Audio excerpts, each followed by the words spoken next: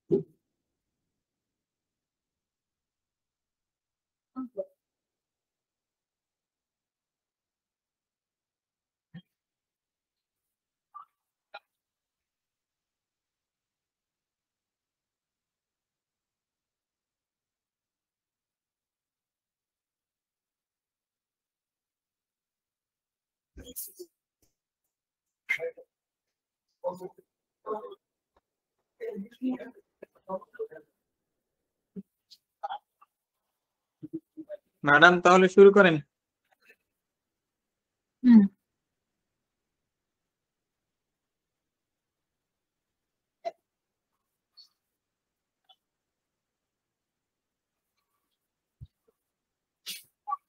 সবাইকে আসসালামু আলাইকুম এবং শুভ সন্ধ্যা। আপনাদের সাথে ওয়ালাইকুম আসসালাম ম্যাম। আসসালামু আলাইকুম। ওয়ালাইকুম আসসালাম। আপনাদের সাথে আছি আমি তামান্না, গার্ডিয়ান নার্সিং হোম অ্যাডমিশন কেয়ারের পক্ষ থেকে। আমাদের আজকের টপিক হচ্ছে ডিসম্যানোরিয়া। আমরা আজকে ডিসম্যানোরিয়া সম্পর্কে জানবো। কেমন আছেন ম্যাম? আলহামদুলিল্লাহ ভালো আছি, আশা করি আপনারা সবাই ভালো আছেন যারা আমার সাথে যুক্ত হয়েছেন। জি ম্যাম, আলহামদুলিল্লাহ। আপনারা সবাই আশা করি আমাকে ক্লিয়ার শুনতে এবং দেখতে পাচ্ছেন। সবাই জি ম্যাম। স্লাইডটি দেখতে পাচ্ছেন কিনা আমাকে একজন আনমিউট করে বলেন। জি ম্যাম, দেখা যায়। জি ম্যাম, দেখতে পাচ্ছি।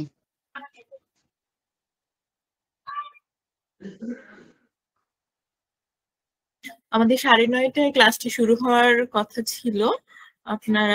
আমি আপনাদের জন্য আসলে এতক্ষণ ওয়েট করছিলাম, অনেকে জয়েন করে ফেলেছেন। আমরা আমাদের ক্লাসটি শুরু করব এখন। আপনারা সবাই স্ক্রিনে দেখতে পাচ্ছেন আমাদের আজকের টপিক হচ্ছে ডিসম্যানোরিয়া। ডিসম্যানোরিয়া আপনারা সবাই জানেন নারী জীবনের খুবই একদম অবিচ্ছেদ্য একটা অংশ আমরা বলতে পারি।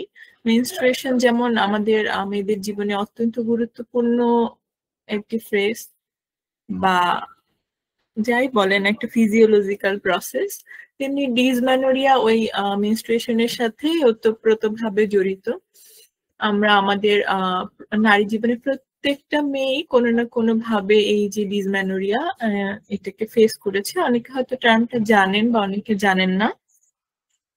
তো এটি সম্পর্কেই আজকে আমরা জানবো। সহজ ভাষায় এক কথায় যদি আমরা বলতে চাই ডিসম্যানোরিয়া কি, ডিসম্যানোরিয়াকে একদম ছোট করে যদি আমরা বলি পেইনফুল মেনস্ট্রুয়েশন। আমাদের মেনস্ট্রুয়েশনের সময় যে পেইনটা হয়, আমাদের অ্যাবডোমিনাল ক্র্যাম্পস হয়, সেটাকে আমরা সহজ ভাষায় ডিসম্যানোরিয়া বলে থাকি। বা পেইনফুল মেনস্ট্রুয়াল ব্লিডিংটাকেই আমরা মেডিকেল টার্মিনোলজিতে ডিসম্যানোরিয়া বলে থাকি। আপনারা যারা স্টুডেন্টরা আমার সাথে যুক্ত আছেন এই মুহূর্তে সবাই স্টুডেন্ট লাইফে কম বেশি এই টার্ম শুনেছেন। আজকে আমরা এই ব্যাপারে বিস্তারিত জানার চেষ্টা করব। চলে যাচ্ছি ডেফিনিশনে। What is ডিসম্যানোরিয়া?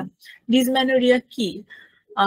Dysmenorrhea defined as severe pain during menstruation which incapacitates her day-to-day activities. যেহেতু এটা মেনস্ট্রুয়েশনের সাথে সম্পর্কিত, সো আমরা সবাই জানি এটা নর্মালি মেয়েদেরই হয়, ছেলেদের হওয়ার কোনো চান্স নাই। যাই হোক, ডিসম্যানোরিয়া হচ্ছে সেই অতিরিক্ত ব্যথা যেটা মেনস্ট্রুয়েশনের সময় হয়ে থাকে এবং আমাদের যে কাজ করার সক্ষমতা সেটাকে বাধা দান করে। আমাদের ডেইলি লাইফে যে আমরা কাজ করে থাকি, আমাদের সেই কাজকর্মে বাধা প্রদান করে। এত বেশি ব্যথা হয়, যাদের হয়েছে তারা আমরা জানি সবাই যে এত বেশি ব্যথা হয় তখন স্বাভাবিক কাজকর্মগুলো করা আমাদের পক্ষে কষ্টকর হয়ে যায়। যদিও আমরা অনেকে অনেক ধৈর্যশীল, না করে আসলে উপায় থাকে না, আমরা করে থাকি। তবুও এই হচ্ছে ডিসম্যানোরিয়া। ডিসম্যানোরিয়া defined as severe pain during menstruation which incapacitates her day-to-day activities. Types of dysmenorrhea. ডিসম্যানোরিয়া mainly দুই ধরনের। আপনারা কেউ জানেন এই দুই ধরনের ডিসম্যানোরিয়া কি কি? কেউ বলতে পারবেন?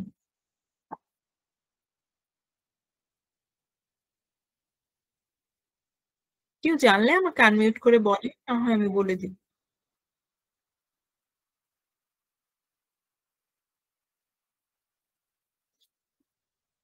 ঠিক আছে, কয়েকজন লিখেছে জানি না, সমস্যা নেই, আমি বলে দিচ্ছি। ডিসম্যানোরিয়া মেইনলি দুই ধরনের। আমি আজকে স্লাইডের বাইরেও, আমি যেটা প্রত্যেক ক্লাসেই করে থাকি, স্লাইডের বাইরেও অনেক কিছু বলবো।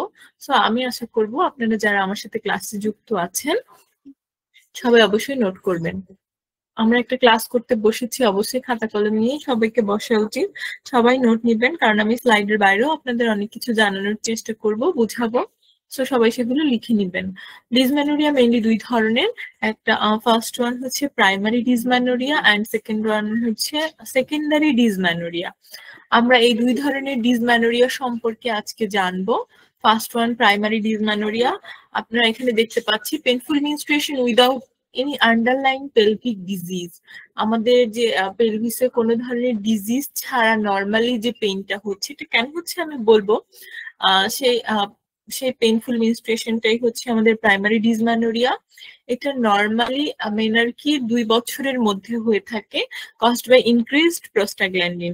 প্রোস্টাগ্ল্যান্ডিন বেড়ে যাওয়ার কারণে হয়ে থাকে।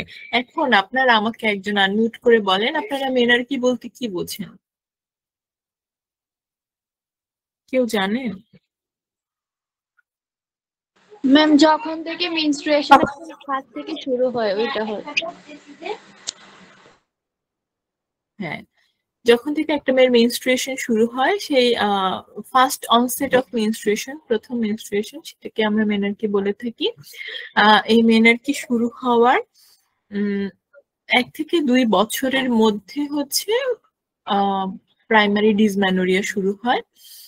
এটা মেইনলি হয় হচ্ছে প্রোস্টাগ্ল্যান্ডিন ইনক্রিজ করার কারণে। আপনারা সবাই হয়তো মেনস্ট্রুয়াল সাইকেল সম্পর্কে কম বেশি পড়েছেন। যারা পড়েছেন তাদের তো কনসেপ্ট ক্লিয়ার, আজকের ক্লাস বুঝতে খুবই সুবিধা হবে।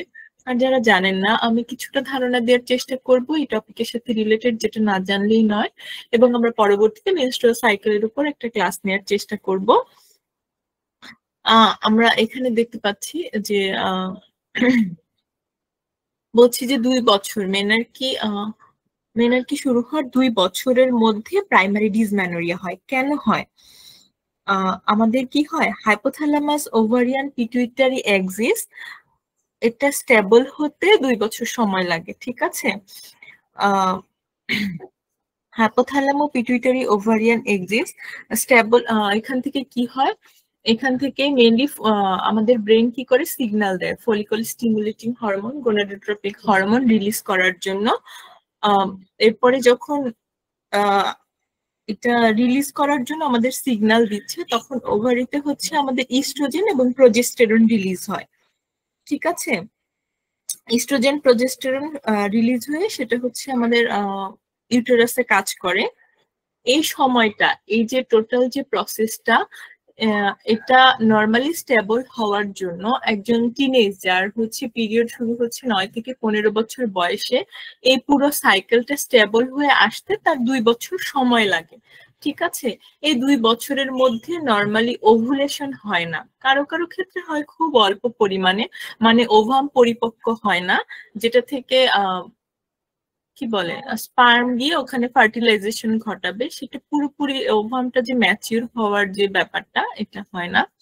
তো এই সময়ের মধ্যে হচ্ছে এই জন্য নর্মালি হচ্ছে ডিসম্যানোরিয়া দেখা দেয় না, মানে ওই সময়টাতে ব্যথা হয় না, বা ওই সময় আসলে অনেকেরই দেখবেন যে হচ্ছে খুব বেশি ব্লিডিংও হয় না, স্পটিং টাইপের অল্প অল্প ব্লিডিং হয়। ঠিক আছে, তো মেইনলি এই কারণ হচ্ছে আমাদের হাইপোথ্যালামো পিটুইটারি ওভারিয়ান এক্সিস, যেটা এটা স্টেবল হতে আমাদের 2 বছর সময় লাগতেছে। নর্মালি আমাদের ব্রেনই তো পুরো প্রসেসটাকে মেনটেন করতেছে, যেহেতু এটা আমাদের স্টেবল হতেই 2 বছর সময় লেগে যাচ্ছে, এই কারণে হচ্ছে এই সময়টাতে ব্যথা হয় না। কজড বাই ইনক্রিজ প্রোস্টাগ্ল্যান্ডিন, এটা আমরা প্রোস্টাগ্ল্যান্ডিন সম্পর্কে জানবো। ওভুলেশনের আগ পর্যন্ত এন্ডোমেট্রিয়ামের এন্ডোমেট্রিয়াম প্রলিফারেটিভ ফ্রেজে থাকে। আমরা কি জানি মেনস্ট্রুয়াল সাইকেলের দুইটা পার্ট রয়েছে, এটা আপনারা সবাই লিখে নেবেন। একটা হচ্ছে প্রলিফারেটিভ ফ্রেজ আর একটা লুটিয়াল ফ্রেজ।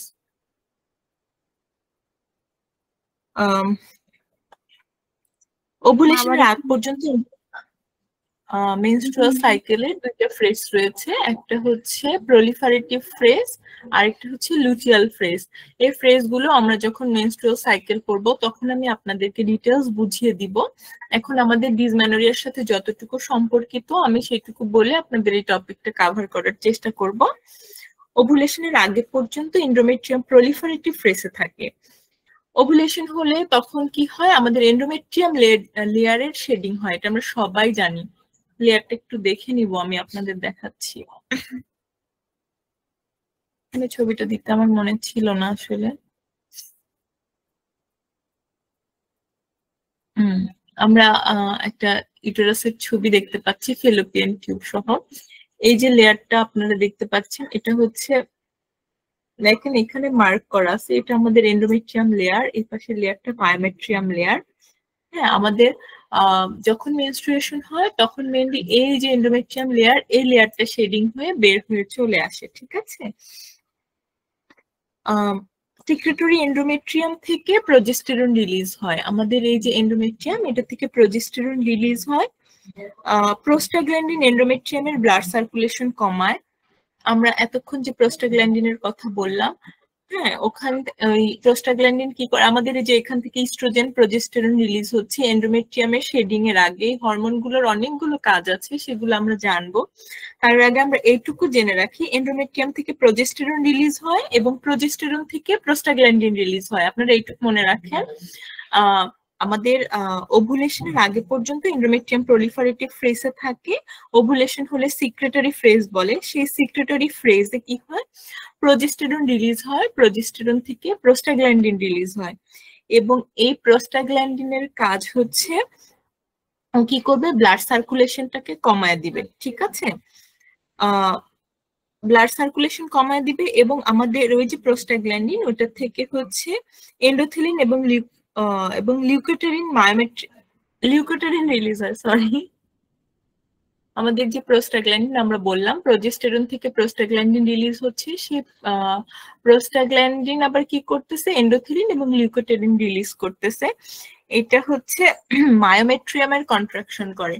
দেখেন আমাদের এই যে মায়োমেট্রিয়াম লেয়ারটা, ওই হরমোনগুলো কি করবে, একে কন্ট্রাক্ট করবে, অর্থাৎ এই জায়গাটা সংকুচিত হতে থাকবে। যখন সংকুচিত হবে তখন এখান দিয়ে আমার ব্লিডিং হচ্ছে, তো স্বাভাবিকভাবে আমাদের একটা জায়গা সংকুচিত হচ্ছে, সেটা আমরা ব্যথা অনুভব করব।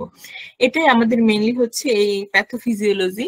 যখন এই জায়গাটা কন্ট্রাকশন হচ্ছে তখনই আমরা ব্যথা অনুভব করতেছি, যেটাকে আমরা বলছি প্রাইমারি ডিসমেনোরিয়া। এখন আমি একটু সামারি করি, দেখেন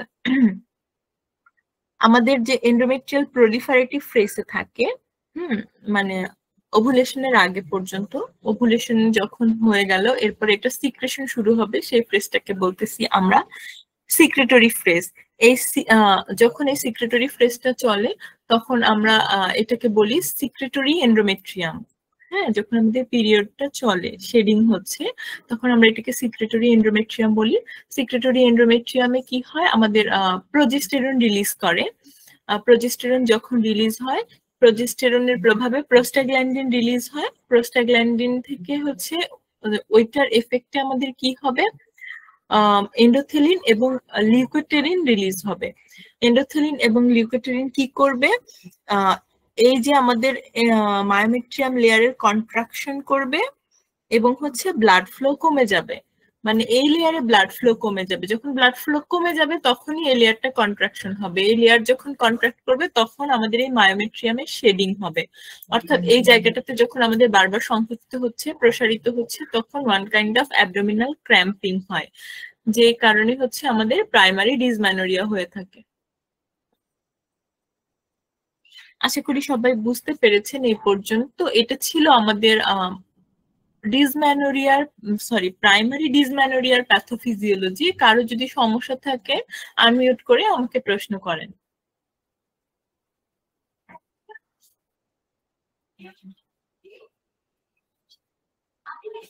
কারো কোনো সমস্যা আছে? আপু ক্লাস রেকর্ডিং কি হচ্ছে? হ্যাঁ, ক্লাস রেকর্ড হচ্ছে।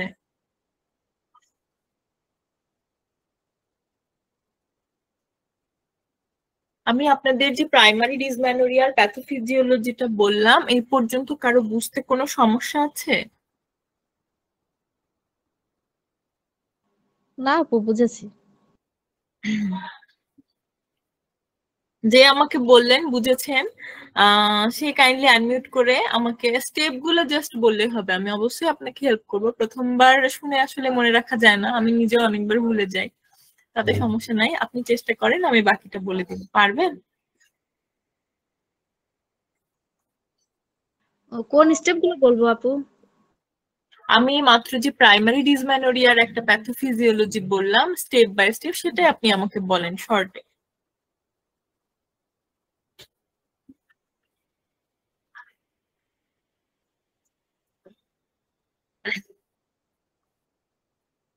আপু ওইভাবে তো বলতে পারবো না আসলে, মানে বলতে গেলে একটু ইয়ে হবে। কে বলতে পারবেন সে আনমিউট করে আমাকে বলেন। আমি যা বলেছি এক্সাক্ট তাই বলতে হবে, ব্যাপারটা এরকম না। আপনি যতটুকু বুঝেছেন আমাকে শুধু ওইটুকু বললেই হবে।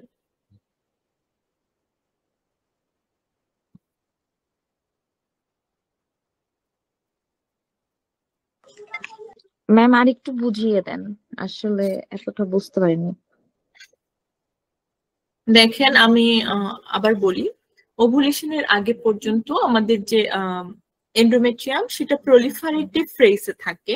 ওভুলেশন হলে সেটা সিক্রেটরি ফেজে চলে আসে। তখন আমাদের কি হয়, ওই সিক্রেটরি ফেজে প্রোজেস্টেরন রিলিজ হয়। প্রোজেস্টেরনের এফেক্টে কি হয়, প্রোস্টাগ্ল্যান্ডিন রিলিজ হয়। সেই প্রোস্টাগ্ল্যান্ডিন আবার কি করে, এন্ডোথেরিন এবং লিউকোটেরিন রিলিজ করে। এন্ডোথেরিন এবং লিউকোটেরিনের কাজ হচ্ছে ওরা ব্লাড ফ্লো কমায় দেয় এবং হচ্ছে মায়োমেট্রিয়াম লেয়ারের একটা কন্ট্রাকশন শুরু করে। আমি আপনাদের মায়োমেট্রিয়াম লেয়ারটা একটু আগে দেখাইছি। সেই মায়োমেট্রিয়াম লেয়ারের কন্ট্রাকশনের কারণে আমরা ব্যথা অনুভব করি এবং আমাদের যেটাকে আমরা প্রাইমারি ডিসমেনোরিয়া বলে থাকি। আশা করি বুঝতে পেরেছেন, এর থেকে শর্টে আসলে আর বলা যায় না। এটা হচ্ছে আমাদের প্রাইমারি ডিসমেনোরিয়ার নর্মাল প্যাথোফিজিওলজি।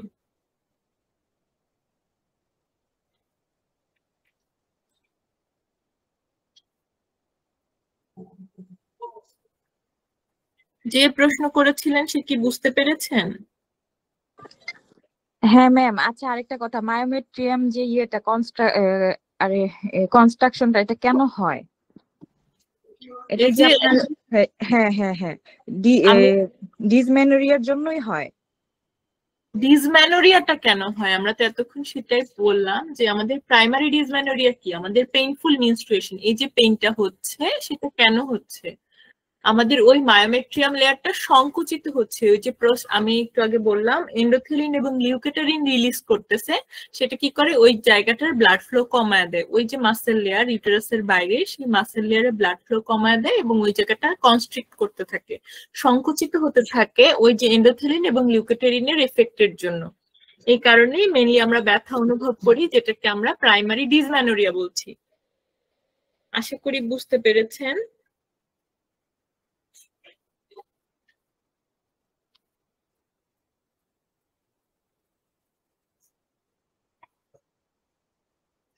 যে প্রশ্নটি করেছিলেন সে কি বুঝতে পেরেছেন?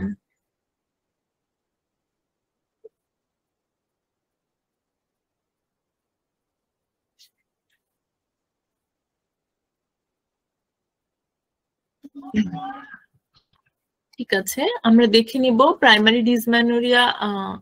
সরি, এখানে আমরা একটা প্রশ্ন দেখতে পাচ্ছি। এতক্ষণ আমি আপনাদের যা পড়িয়েছি সেটা থেকে একটা question, primary dysmenorrhea is caused by, কেন হচ্ছে?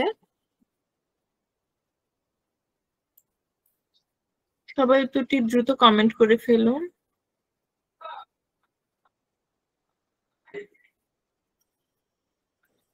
ম্যাম বি হবে।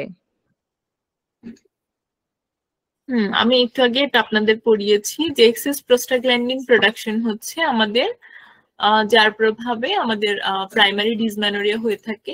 সেখানে আমি যে আরো বাকি দুইটা হরমোনের নাম বললাম, এন্ডোথেরিন এবং লিউকোটেরিন, যদি অপশনে আপনাদের ওই দুইটার নাম থাকে তাহলে আপনারা ওইটাই অ্যান্সার করবেন। বা প্রজেস্টেরন যদি থাকে তাহলে প্রজেস্টেরন অ্যান্সার করবেন। নরমালি প্রোস্টাগ্ল্যান্ডিনটাই বেশি থাকে, আমি প্রিভিয়াস ইয়ারের প্রশ্নে দেখেছি। সো আমরা এখানে অপশনে প্রোস্টাগ্ল্যান্ডিন দেখেছি, আপনারা সবাই এটাই অ্যান্সার করবেন। ঠিক আছে, আরেকটা প্রশ্ন দেখতে পাচ্ছি, primary dysmenorrhea is associated with which of the following, কিসের সাথে সম্পর্কিত?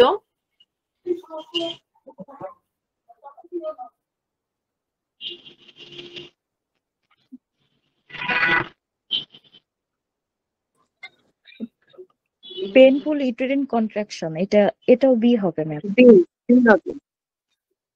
এটা এখানে কিন্তু আপনারা অ্যান্সার গুলো পড়লে বুঝতে পারবেন, এখানে মাল্টিপল অ্যান্সার হবে। আমি যদিও শুরুতে বলে দেই না, এটা আমাদের একটা ট্রু ফলস কোয়েশ্চেন। সো এখানে মাল্টিপল অ্যান্সার হবে, আপনারা দ্রুত কমেন্ট করে ফেলুন উত্তরগুলো কি হবে।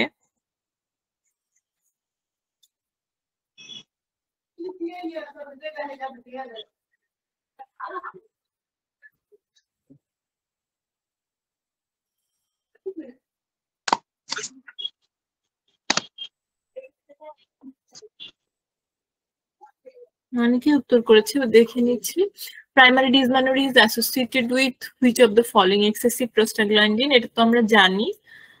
পেইনফুল ইউটেরাইন কন্ট্রাকশন, আমাদের ইউটেরাস বারবার কন্ট্রাক্ট করতেছে, এই জন্য মেইনলি ব্যথা হচ্ছে। যদিও আমরা বলেছি মায়োমেট্রিয়াম লেয়ার, সেটা ইউটেরাসেরই পার্ট, তাই আমাদের বিও ট্রু অ্যান্সার হবে।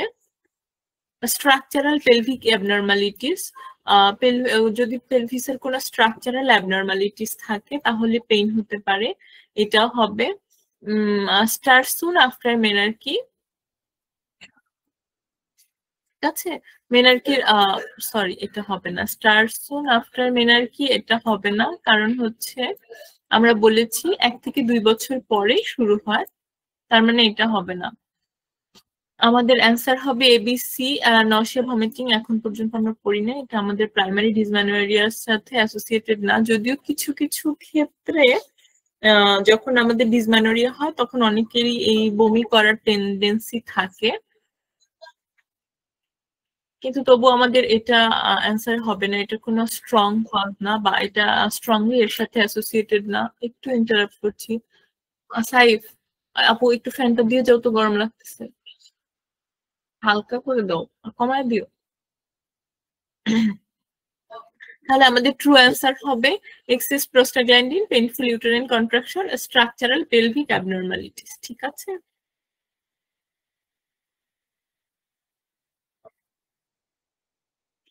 চলে যাচ্ছি secondary dysmenorrhoea.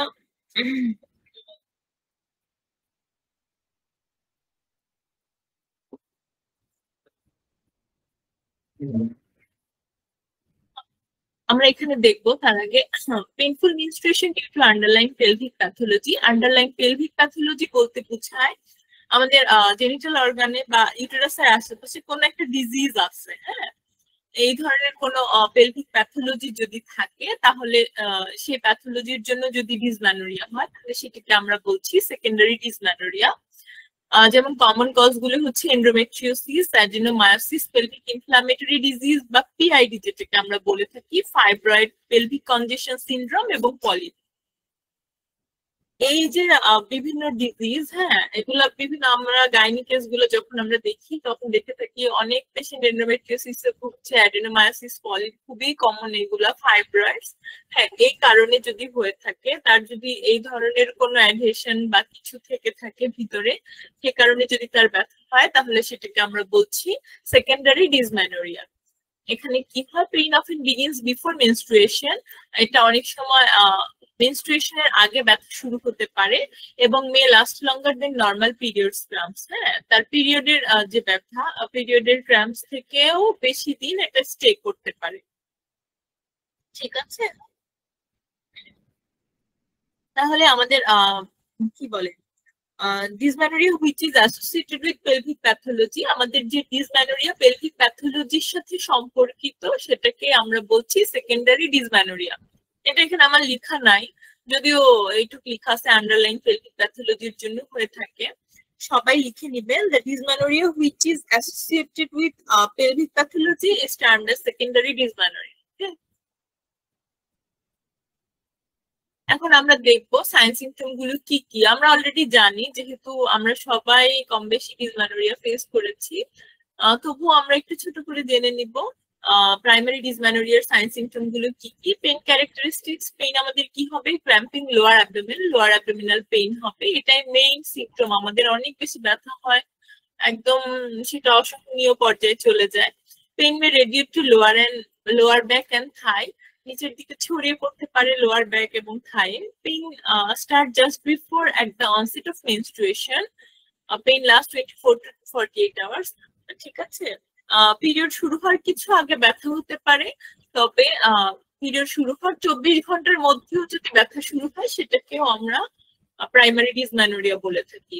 Pain improves as bleeding continue, bleeding continue হওয়ার সাথে সাথে ব্যথা ধীরে ধীরে কমতে থাকে। এটা হচ্ছে আমাদের প্রাইমারি ডিসমেনোরিয়ার সিমটম। ব্লিডিং যত বাড়বে পেইন ধীরে ধীরে কমতে থাকবে। ঠিক আছে, এটা সবাই কেয়ারফুলি মনে রাখবেন। অ্যাসোসিয়েটেড সিমটম গুলো কি কি? Nausea, vomiting, headache, fatigue, tiredness, dizziness, faintness. ঠিক আছে, আর গ্যাস্ট্রোইন্টেস্টিনাল সিমটমের মধ্যে আছে ডায়রিয়া আর লুজ স্টুল। অনেকের ডায়রিয়া শুরু হতে পারে। ঠিক আছে, তাহলে আমরা সহজ করে যদি মনে রাখার চেষ্টা করি, প্রথমে আমাদের কি হবে? অ্যাবডোমিনাল পেইন হবে, লোয়ার অ্যাবডোমিনাল পেইন হবে। এরপরে আমাদের মাথা ব্যথা, মাথা ঘোরা, বমি এগুলো হতে পারে। এছাড়া অনেকের ডায়রিয়া হতে পারে। মেইনলি এগুলোই হচ্ছে আমাদের সাইন সিমটম।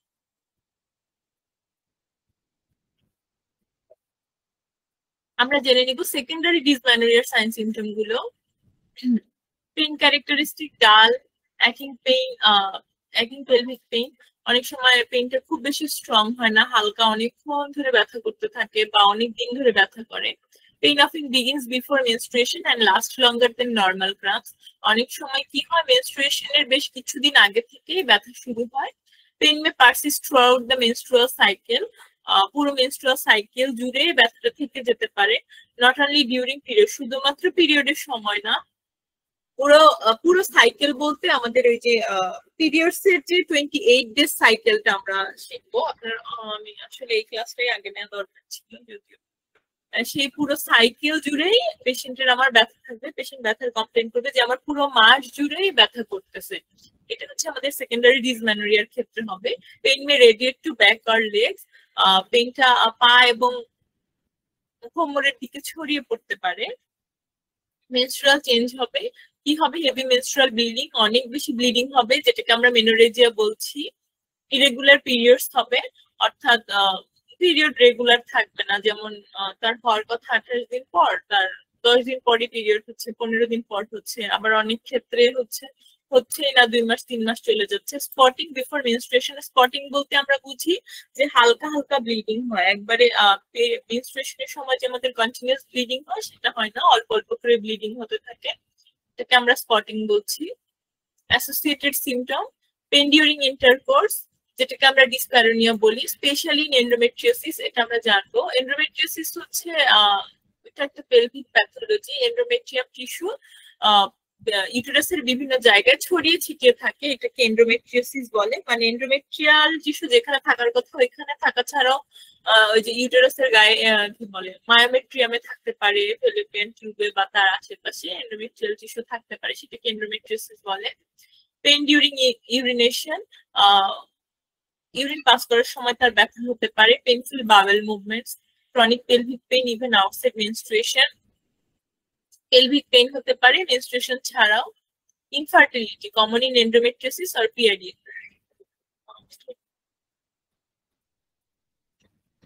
আচ্ছা, পিআইডি অথবা এন্ডোমেট্রিওসিস থাকলে সেক্ষেত্রে অনেক সময় পেশেন্ট ইনফার্টাইল হতে পারে, এমন হয় যে পেশেন্ট কনসিভ করতে পারছে না। এছাড়া আমাদের অ্যাসোসিয়েটেড সিমটম, এছাড়া আন্ডারলাইন কিছু পেলভিক প্যাথোলজি আছে, যেমন পেলভিক টেন্ডারনেস অন এক্সামিনেশন। আমরা দেখতে গেলে তখন তার পেলভিসে ব্যথা হবে। আচ্ছা, আপনারা কি জানেন টেন্ডারনেস মানে কি? টেন্ডারনেস হচ্ছে সেটা যেটা পেইন অন প্রেসার। আমরা যখন আমরা চাপ দিয়ে এক্সামিনেশন করব, চাপ দেওয়ার পর পেশেন্ট ব্যথা অনুভব করে, আমরা টেন্ডারনেস দেখার জন্য নর্মালি কি করি? পেশেন্টের মুখের দিকে তাকাই, যে হচ্ছে ওই ব্যথার সাইডটাতে আমি এক্সামাইন করতেছি, তখন আমি ধরলাম, সাথে তার মুখের দিকে তাকালাম যে তার মুখে কোনো ফেশিয়াল এক্সপ্রেশন আছে কিনা। হ্যাঁ, ওইটা দেখে আমরা বুঝবো যে তার টেন্ডারনেস আছে কিনা। ঠিক আছে, প্রেসার দেওয়ার কারণে যে পেইনটা হচ্ছে সেটাকে আমরা বলতেছি টেন্ডারনেস, পেলভিক টেন্ডারনেস দেখবো। ইউটেরাইন এনলার্জমেন্ট, অনেক সময় ফাইব্রয়েড বা অ্যাডেনোমায়োসিস যদি থাকে সেই ক্ষেত্রে কি হয়, উপর থেকে আমরা আমাদের ইউটেরাসটা যেখানে এক্সাক্ট ওই উপর থেকে একটু ফোলা ফোলা সোয়েলিং এই ধরনের দেখা যায়। অ্যাডেনিক্সাল মাস আর ফুলনেস, অ্যাবনর্মাল ভ্যাজাইনাল ডিসচার্জ। ঠিক আছে, চলে যাচ্ছে একটা প্রশ্নে। এই common cause of secondary dysmenorrhoea, secondary ডিসম্যানোরিয়ার কমন কজ গুলো কি কি আমরা মাত্রই পড়েছি। সবাই দ্রুত উত্তরটি কমেন্ট করে ফেলুন।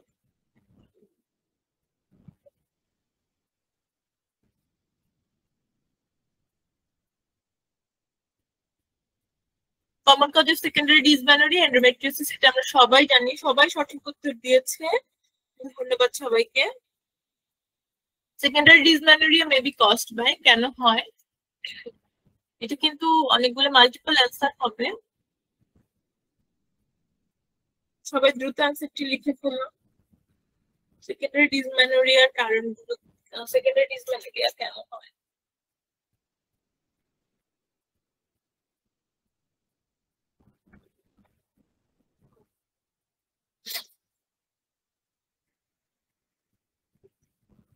দেখতে পাচ্ছি এন্ডোমেট্রিওসিস, ফাইব্রয়েড, অ্যাডেনোমায়োসিস এবং পিআইডি, এই চারটার জন্য হয়ে থাকে। এন্ডোমেট্রিওসিস হচ্ছে এন্ডোমেট্রিয়াল টিস্যু ইউটেরাসের বিভিন্ন লেয়ারে ছড়িয়ে থাকে। অ্যাডেনোমায়োসিস হচ্ছে কি বলে এটাকে, মায়োমেট্রিয়াম লেয়ারে আমাদের যে এন্ডোমেট্রিয়াল টিস্যু সেটা থাকে, তখন আমরা সেটাকে অ্যাডেনোমায়োসিস বলি। ফাইব্রয়েড হচ্ছে গোল গোল অ্যাডহেশন টাইপের, ইউটেরাসের বিভিন্ন জায়গায় এটা হতে পারে। আর পেলভিক ইনফ্ল্যামেটরি ডিজিজ, এই চারটার জন্যই হচ্ছে আমাদের সেকেন্ডারি ডিসম্যানোরিয়া হতে পারে।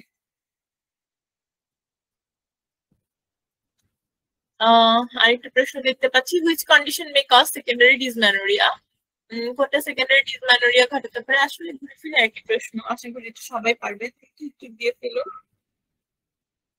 আমরা মাত্রই দেখেছি অ্যাডেনোমায়োসিস ক্যান কজ সেকেন্ডারি ডিসম্যানোরিয়া।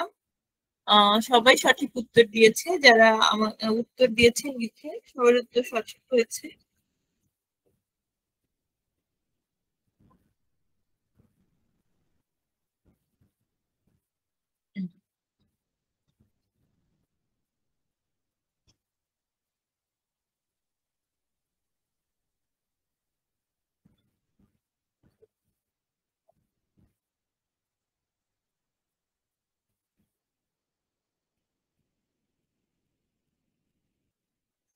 আচ্ছা, আমরা চলে যাব ম্যানেজমেন্ট অফ প্রাইমারি ডিসম্যানোরিয়া। হ্যাঁ, আমরা প্রাইমারি ডিসম্যানোরিয়া কিভাবে ম্যানেজ করব এটা আমাদের সবার জানা প্রয়োজন, কারণ আমরা আমাদের জীবন দশায় তো আমরা ফেস করেছি প্রাইমারি ডিসম্যানোরিয়া। বা অনেক সময় দেখা যায় যে যাদের নতুন করে শুরু হয়েছে, অনেকেই অ্যাজ এ নার্স আমাদের কাছে সাজেশনের জন্য আসে যে এরকম ব্যথা হচ্ছে, সেক্ষেত্রে আমরা কি করতে পারি। ঠিক আছে, আমরা যেটা করতে পারি, আমরা অবশ্যই বইয়ের ভাষায় শিখবো, তারপরে আমি আপনাদের শুরুতেই সামারি করে বলে দেওয়ার চেষ্টা করবো, যেন আপনার কাছে যখন পেশেন্ট আসবে আপনি যেন সেই মুহূর্তে আমাদের রিয়েল লাইফ যে ম্যানেজমেন্ট সেটা করতে পারেন। প্রথমে আমরা কি করব, পেশেন্টকে কাউন্সেলিং করব, রিঅ্যাসিওরেন্স করব এবং সাইকোলজিক্যাল সাপোর্ট দিব। ঠিক আছে, পেশেন্টকে আমরা আশ্বস্ত করবো এটা ভালো হয়ে যাবে, এটা পার্মানেন্ট কোনো সমস্যা না। ঠিক আছে, এটা যে কারোরই হতে পারে। আর আমরা তাকে কাউন্সেলিং করব কি, যে it subsides with marriage, after delivery এই ব্যথাটা ভালো হয়ে যাবে। কেন ভালো হবে, তারপরে হচ্ছে আমাদের আমি বলছি কেন ভালো হবে, প্রেগনেন্সির পরেও আমাদের এই ব্যথাটা থাকে না, তবুও কিছু কিছু ক্ষেত্রে থেকে যায়। due to pregnancy, pelvis become wide, blood vessel become wide, vagina becomes spacious, cervix become dilated. ঠিক আছে, এই যে ওভারঅল আমাদের যে পেলভিক ক্যাভিটিটা মোটামুটি স্পেশাস হচ্ছে, ডায়ালেটেড হচ্ছে। আর ডেলিভারির সময় কি হয়, আমাদের যে অ্যাড্রেনার্জিক নার্ভ, যেটা থেকে আমরা পেইন সেন্সেশনটা ফিল করতে, ম্যাম দেখা যাচ্ছে না তো পিক মানে এটা। আমি আসলে আপনাদের স্লাইডটা এখনো ওভাবে ম্যানেজমেন্ট কিছু দেখাই নাই। আমি আপনারা নরমালি কিভাবে ম্যানেজ করবেন সেটা আমি বলছি, আপনারা সবাই মনোযোগ দিয়ে শোনেন, এরপরে আমি আপনাদের দেখাবো। ঠিক আছে বইয়ের ভাষায় যে ম্যানেজমেন্টটা সেটা স্লাইডে আছে, আমি সেটা সহ পড়িয়ে দিব। তাহলে আমরা কি বলতেছি, যে আমরা পেশেন্টকে কাউন্সেলিং করব, যে এটা বিয়ের পরপরই এটা অনেকের ভালো হয়ে যায়, যদি নাও হয় তবুও ডেলিভারির পরে এটা ভালো হয়। ডেলিভারির পরে কেন ভালো হয়, আমাদের যে অ্যাড্রেনার্জিক নার্ভ আছে, এটা সবাই লিখে নিবেন, আমাদের অ্যাড্রেনার্জিক নার্ভ আমাদের পেইন সেন্সেশনের জন্য কাজ করে। যখন ডেলিভারি হয় তখন তো অনেক বেশি ব্যথা হয়, সেই নার্ভ গুলো আসলে নষ্ট হয়ে যায়, ওই জায়গার যে পেইন সেন্সেশনের নার্ভ গুলো সেগুলো নষ্ট হয়ে যায়, এই জন্য পরবর্তীতে আর ডিসমেনোরিয়ার পেইনটা ফিল হয় না।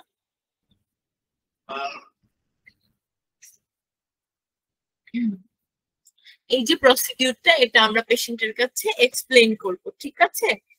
এটা ছিল আমরা মোটামুটি কাউকে কাউন্সেলিং করার জন্য। আপনারা দেখতে চাচ্ছিলেন, দেখে আসি। Management involve non pharmacological, pharmacological, surgical measures depending on severity. আমরা কি ধরনের ম্যানেজমেন্ট দিব, ফার্মাকোলজিক্যাল ম্যানেজমেন্ট দিব নাকি নন ফার্মাকোলজিক্যাল নাকি সার্জিক্যাল ম্যানেজমেন্ট আমার প্রয়োজন, সেটা ডিপেন্ড করবে ওর পেইনটা কতটুকু সিভিয়ার বা কতদিন ধরে সে পেইনটা ফিল করছে বা সে কতটুকু সহ্য করতে পারছে, ঠিক আছে? এর উপর ডিপেন্ড করে আমরা তাকে ম্যানেজমেন্ট দিব। যেমন নন ফার্মাকোলজিক্যাল ম্যানেজমেন্ট, আমি এতক্ষণ যেটা বললাম সেটা ছিল নন ফার্মাকোলজিক্যাল ম্যানেজমেন্ট। আমরা পেশেন্টকে কাউন্সেলিং করব, আশ্বস্ত করব এবং সাইকোলজিক্যাল সাপোর্ট দিব। তাকে আমরা লাইফস্টাইল মডিফিকেশনের অ্যাডভাইস দিব। কি লাইফস্টাইল মডিফিকেশন করবে, improve circulation and reduce cramps. তাকে আমরা রেগুলার এক্সারসাইজ করার পরামর্শ দিতে পারি, যেটা তার ব্লাড সার্কুলেশন বাড়াবে এবং ক্রাম্পসটা কমাবে। আমরা যেটা বললাম যে ব্লাড সার্কুলেশন আমাদের মায়োমেট্রিয়াম লেয়ারে কমে যাচ্ছে, হ্যাঁ, মায়োমেট্রিয়াম লেয়ারটা কন্ট্রাক্ট করতেছে, যে কারণে ব্যথা হচ্ছে। তাই আমরা তাকে এক্সারসাইজ করার পরামর্শ দিব, যে পেলভিক এক্সারসাইজ গুলো আছে, এতে তার ব্যথা কিছুটা কমতে পারে। এছাড়া হিট থেরাপি, যেটা আমরা সবাই নেই, অ্যাপ্লাই হট ওয়াটার বোতল আর heat pad in the lower abdomen. Dietary change, reduce caffeine, salt and sugar, increase fruits, vegetables and whole grains, adequate sleep and stress reduction. এরপরে আমরা আসি ফার্মাকোলজিক্যাল ম্যানেজমেন্টে। ফার্মাকোলজিক্যাল ম্যানেজমেন্টে আমরা প্রথমে কি দিব, ওরাল কন্ট্রাসেপটিভ পিল দিব, যেটা আমাদের পিরিয়ডসটাকে রেগুলার করে। হ্যাঁ, যদি কারো ক্ষেত্রে ওরাল কন্ট্রাসেপটিভ পিল অনেকের থাকে না, ওরাল কন্ট্রাসেপটিভে অ্যালার্জি বা অন্য ধরনের সমস্যা আছে বা এটা তার জন্য কোনো কারণে কন্ট্রাইন্ডিকেটেড, তখন আমরা দিব প্রোস্টাগ্ল্যান্ডিন সিনথেসিস ইনহিবিটর। আমরা তো যখন আমরা প্যাথোফিজিওলজিটা পড়েছি, আমরা পড়েছি যে প্রোস্টাগ্ল্যান্ডিন কি করছে, আমাদের এন্ডোথেলিন রিকুটেরিন রিলিজ করছে, যেটা আমাদের মায়োমেট্রিয়াম লেয়ারকে কন্ট্রাক্ট করছে, ব্লাড ফ্লো কমিয়ে দিচ্ছে, যে কারণে হচ্ছে মেনলি এখানে প্রোস্টাগ্ল্যান্ডিনটা কাজ করছে। তাই আমরা কি করব, যেন আমরা প্রোস্টাগ্ল্যান্ডিন সিনথেসিস বন্ধ করে দিতে পারলেই তো আমাদের ওই মায়োমেট্রিয়াম লেয়ারে আর কন্ট্রাকশন হবে না। তাই আমরা কি করব, প্রোস্টাগ্ল্যান্ডিন সিনথেসিস ইনহিবিটর পেশেন্টকে দিব। এর মধ্যে আছে কি, মেফেনামিক অ্যাসিড এবং আইবুপ্রোফেন, এই দুইটা হচ্ছে প্রোস্টাগ্ল্যান্ডিন সিনথেসিস ইনহিবিটর। এটা দিলে পেশেন্টের প্রাইমারি ডিসমেনোরিয়া বা পেইনফুল মেনস্ট্রুয়েশন ব্যথাটা তার কমে যেতে পারে। এছাড়া আমরা এনএসআইড দিতে পারি, আদার্স যেমন অ্যালজিন দিতে পারি। অ্যালজিনের জেনেরিক নাম কি আপনারা কেউ জানেন?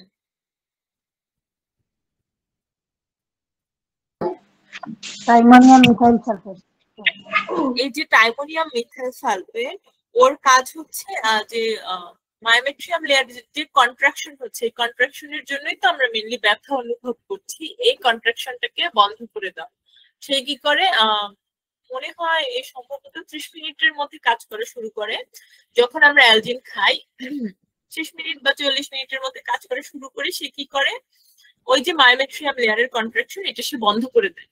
যখন বন্ধ করে দিচ্ছে, দেখবেন অনেকের ক্ষেত্রে আমি নিজেও ফেস করেছি, অ্যালজিন খাওয়ার পরে হয় কি, ব্লিডিংটা কমে যায়। হ্যাঁ, কারণ ওই যে আমার কন্ট্রাকশন বন্ধ হয়ে যাচ্ছে, যখন আমার কন্ট্রাকশন হবে না, তখন আমার যে এন্ডোমেট্রিয়াম লেয়ারের যে শেডিং, সেটা আর হচ্ছে না, বা যতটুকু ঝরে গেছে অলরেডি, সেটা বের হয়ে আসতেছে আর কন্ট্রাকশন না হওয়ার কারণে। আর বাকি এন্ডোমেট্রিয়াল লেয়ারটা আর ওখান থেকে ইউটেরাস থেকে আলাদা হচ্ছে না, বের হচ্ছে না।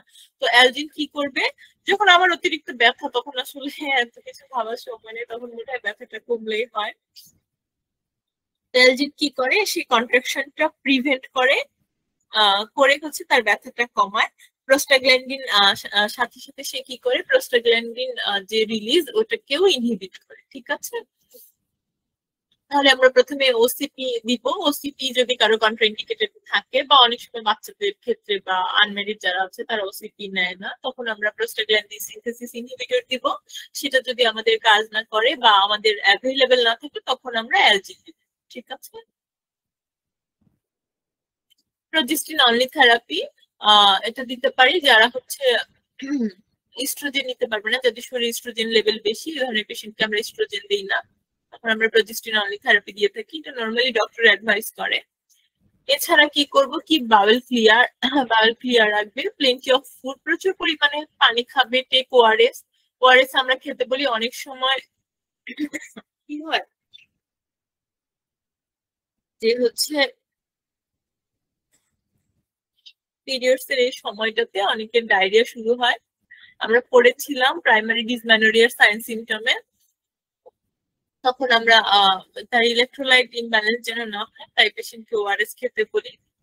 এখানে টেন্সটা আসলে এটা পুরোটা ক্যাপিটাল লেটারে হবে, TENS, trans electrical nerve stimulation. এটা হচ্ছে ওয়ান কাইন্ড অফ ফিজিওথেরাপির মতো, এটা দিয়ে ব্যথাটা কমানো হয়। এছাড়া সার্জিক্যাল ম্যানেজমেন্ট দিতে পারি আমরা, যখন এত কিছুতে আমাদের আর কোনোভাবে কাজ হচ্ছে না, তখন আমরা এই সার্জিক্যাল ম্যানেজমেন্ট গুলো দিব। লুনা ল্যাপারোস্কোপিক ইউটেরাইন নার্ভ অ্যাবলাশন, ওই যে আমি বললাম আমাদের অ্যাড্রেনার্জিক নার্ভ হচ্ছে সেন্সেশনের কাজ করছে। এটা আমরা যখন ডেলিভারির পরে সেই নার্ভটা কি হয়, ওই নার্ভটা নষ্ট হয়ে যায়। তো যখন আমরা দেখতেছি প্রাইমারি ডিসমেনোরিয়ার ক্ষেত্রে পেশেন্টের অনেক বেশি ব্যথা হচ্ছে, তার ওই ব্যথা কোনোভাবে ম্যানেজ করা যাচ্ছে না, তখন ওই নার্ভটাকে অ্যাবলাশন করে দেওয়া হয়, ওই নার্ভটা নষ্ট করে দেওয়া হয় যেন তার ব্যথা বন্ধ হয়ে যায়। প্রিস্যাক্রাল নিউরেক্টমি করা হয়। মানে এগুলো একদম নর্মালি আমাদের দেশে এটা করা হয় না, করে না, কিন্তু কারো কারো ক্ষেত্রে যদি এমন অনেক বেশি ব্যথা হয়, সে কোনোভাবেই আর এটাকে সহ্য করতে পারছে না, তখন সার্জিক্যাল ম্যানেজমেন্টে যাওয়া হয়।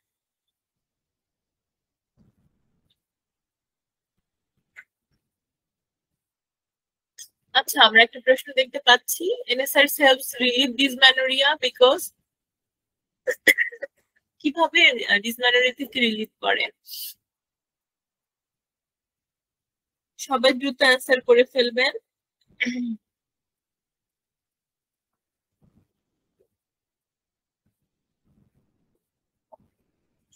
আমরা কি জানি আমাদের ডিসমেনোরিয়াটা মেইনলি কিসের কারণে? প্রোস্টাগ্ল্যান্ডিনের জন্য হয়। যদি আমাদের সেই প্রোস্টাগ্ল্যান্ডিন রিলিজটাকে আমরা বন্ধ করে দিতে পারি, তাহলে আমাদের ডিসমেনোরিয়াটা আর হচ্ছে না, ব্যথা হচ্ছে না, এটা আমরা পড়েছি। তাহলে দেখতে পাচ্ছি অনেকে অ্যান্সার করেছেন। Reduce estrogen levels, inhibit prostaglandin synthesis, increase uterine contraction, enhance blood flow, inhibit prostaglandin synthesis, prostaglandin synthesis বন্ধ করে দেয়, দিয়ে NSAID কি করে, ডিসমেনোরিয়া প্রিভেন্ট করতে হেল্প করে।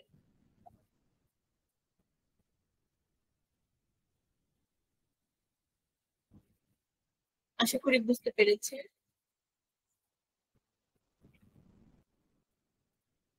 এ ছিল আমাদের প্রাইমারি ডিসমেনোরিয়ার ম্যানেজমেন্ট।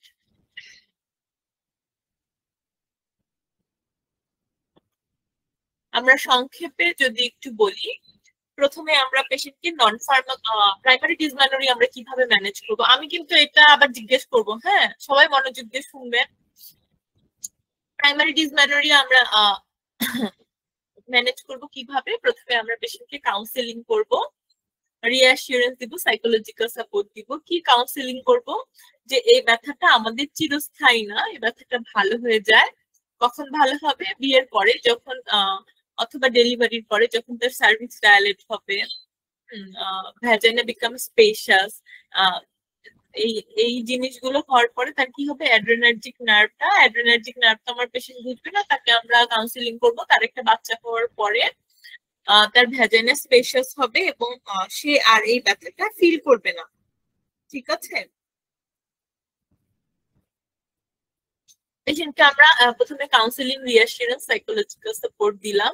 এটা ছিল আমাদের নন ফার্মাকোলজিক্যাল ম্যানেজমেন্ট। তারপরে তাকে আমরা প্রসিডিউরটা এক্সপ্লেইন করব। আমি যে প্যাথোফিজিওলজিটা আপনাদের বললাম সেটা আমরা তাকে কিছুটা বোঝানোর চেষ্টা করব যে আপনার এই কারণে এই ব্যথাটা হচ্ছে বা ভবিষ্যতে এই ব্যথাটা আপনার ভালো হয়ে যাবে। এরপরে আমরা কি করব, ফার্মাকোলজিক্যাল ম্যানেজমেন্টে যাব। প্রথমে আমরা কি করব, পেশেন্টকে ওসিপি দিব, ওরাল কন্ট্রাসেপটিভ পিল, কিন্তু আনম্যারিড মেয়েরা নরমালি ওসিপি খেতে চায় না। সেক্ষেত্রে আমরা কি করব, পিএসআই দিব, প্রোস্টাগ্ল্যান্ডিন সিনথেসিস ইনহিবিটর। এর মধ্যে আছে হচ্ছে নেফেনামিক অ্যাসিড। ঠিক আছে, আর আছে আইবুপ্রোফেন। হ্যাঁ, এটা দেওয়ার পরে এটা যদি আমাদের অ্যাভেলেবেল থাকে এটা দিব, এনএসআইডস থাকলে সেটা দিব। আর যদি আমরা এটা অ্যাভেলেবেল না থাকে বা এটা দিতে চাচ্ছি না, পেশেন্ট খেতে যাচ্ছে না, কোনো কারণে আমি এটা পেলাম না, তখন আমরা অ্যালজিন দিব। এই ছিল আমাদের ফার্মাকোলজিক্যাল ট্রিটমেন্ট। এরপরে আমরা কি করব, তার বাউল ক্লিয়ার রাখতে বলবো, তাকে প্রচুর পরিমাণে পানি খেতে বলবো। হ্যাঁ, তারপরে হচ্ছে ওআরএস খেতে বলবো। এত কিছু, এরপরে আমরা সবকিছুর পরেও যদি কাজ না হয় তাকে আমরা ফিজিওথেরাপি দিব, ট্রান্স ইলেকট্রিক্যাল নার্ভ স্টিমুলেশন। তারপরে সবশেষে আমাদের কোনো কিছুতে কাজ না হলে আমরা সার্জিক্যাল ম্যানেজমেন্টে যাব, লুনা ল্যাপারোস্কোপিক ইউটেরাইন নার্ভ অ্যাবলাশন এবং প্রিসেক্রাল নিউরেক্টমি। ঠিক আছে, এই ছিল আমাদের প্রাইমারি ডিসমেনোরিয়ার ম্যানেজমেন্ট। আশা করি সবাই বুঝতে পেরেছেন। এই পর্যন্ত কারো কোনো সমস্যা আছে?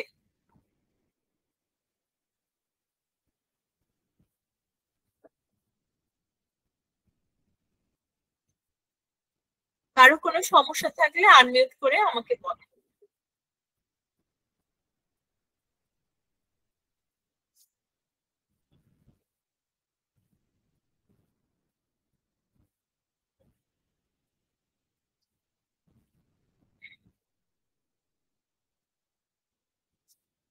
আচ্ছা, আমি দেখতে পাচ্ছি আমাদের সাথে যুক্ত আছে মার্জিয়া। মার্জিয়া, আপনি আমাকে শুনতে পাচ্ছেন?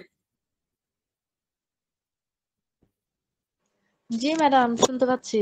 আপনি আমাকে বলেন, প্রাইমারি ডিসমেনোরিয়ার নন ফার্মাকোলজিক্যাল ম্যানেজমেন্ট কি ছিল সেটা আপনি আমাকে বলেন। মানে মেডিসিন ছাড়া আমরা যে ম্যানেজমেন্টটা দিলাম, নন ফার্মাকোলজিক্যাল ম্যানেজমেন্ট, সেটা বলেন। ম্যাডাম, কাউন্সিলিং করতে হবে পেশেন্টকে। তারপরে হচ্ছে কি কারণে পেইনটা হচ্ছে সে সম্পর্কে তাকে জানাতে হবে। আর তাকে বলতে হবে যে এটা হচ্ছে মানে ঠিক হয়ে যাবে, তার মেন্টাল সাপোর্ট দিতে হবে। ঠিক আছে, দেখতে পাচ্ছি আমাদের সাথে যুক্ত আছে মুক্তা। মুক্তা, আপনি কি আমাকে শুনতে পাচ্ছেন?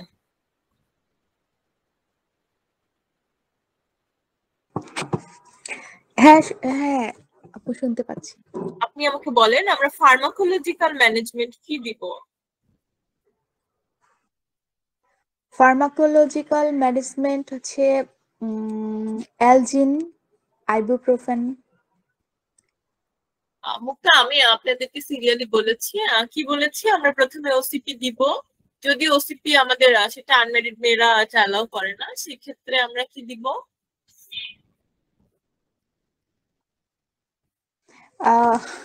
আপু, আমি আসলে ওই যে আমার ছেলের ওর ডাকতেছিল, ওখানে গেছি তো আমার একটা মিস হয়ে গেছে, এর জন্য আমি ঠিক বলতে আচ্ছা, পারতেছি আপনি আবার এটা দেখে নিবেন।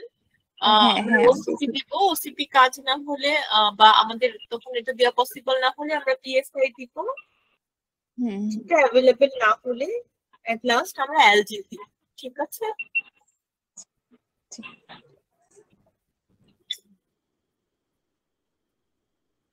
দেখতে পাচ্ছি আমাদের সাথে যুক্ত আছে নাসিমা। নাসিমা, আপনি কি আমাকে শুনতে পাচ্ছেন?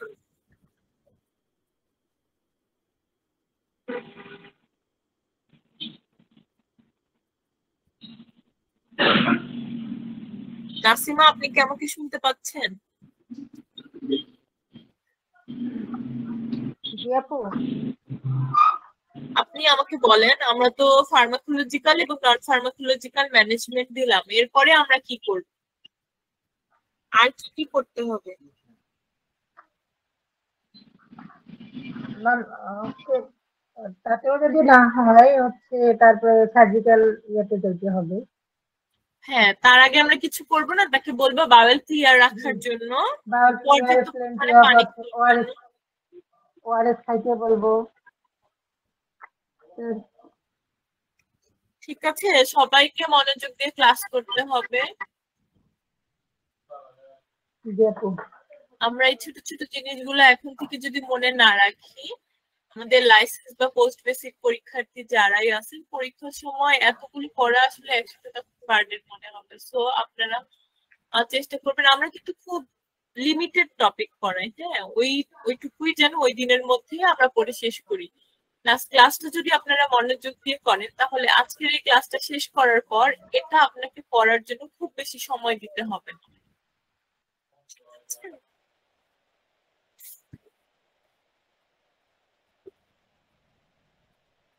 আমরা সেকেন্ডারি ডিসমেনোরিয়ার ম্যানেজমেন্ট করব।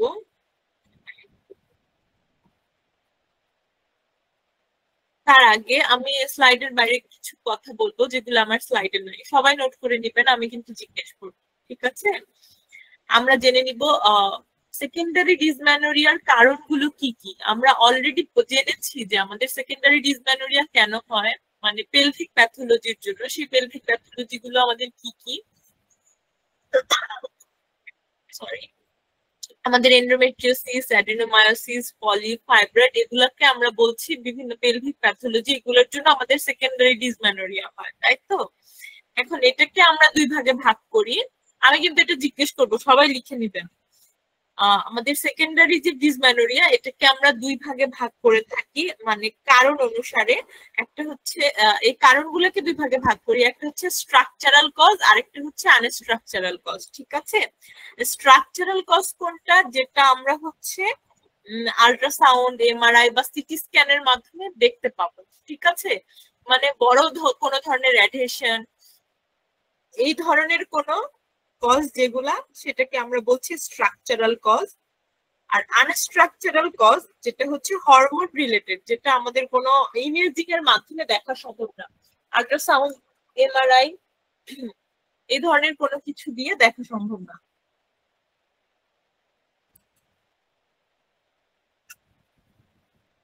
সবাই স্ট্রাকচারাল কজ গুলো লিখে নিবেন। হ্যাঁ, স্ট্রাকচারাল কজ কি, কেন তার এই ব্যথা হচ্ছে, ব্লিডিং হচ্ছে, মনে রাখবেন পাম দিয়ে। এইভাবে আমি লিখে দিচ্ছি। ম্যাম স্ট্রাক কজগুলো কি একটু আবার বলতেন? আমি বুঝতে পারি নাই, আরেকবার একটু বলেন। মানে স্ট্রাক কজগুলো কি ওগুলো একটু বলতেন যদি ম্যাম। আপনার কথা বোঝা যাচ্ছে না। স্ট্রাকচারাল কজ গুলো ম্যাম, হ্যাঁ আরেকবার আমি একটু। স্ট্রাকচারাল কজ গুলো বলে দিচ্ছি, একটু ওয়েট করেন। স্ট্রাকচারাল কজ গুলো আমরা মনে রাখবো পাম দিয়ে। এটা কি আপনারা লিখে রাখেন, P stands for poly.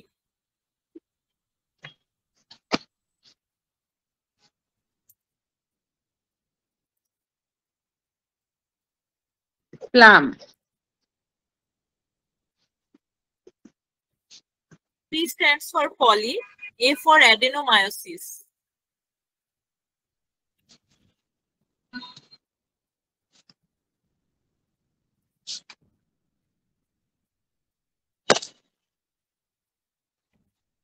Polyadenomyosis. L stands for leiomyoma or fibroid.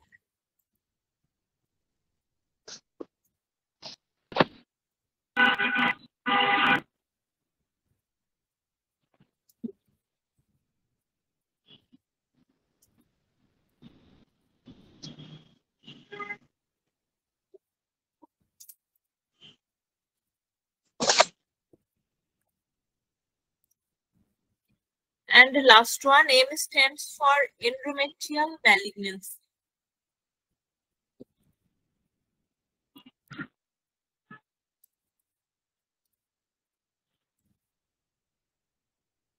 সবাই লিখে নিয়েছেন?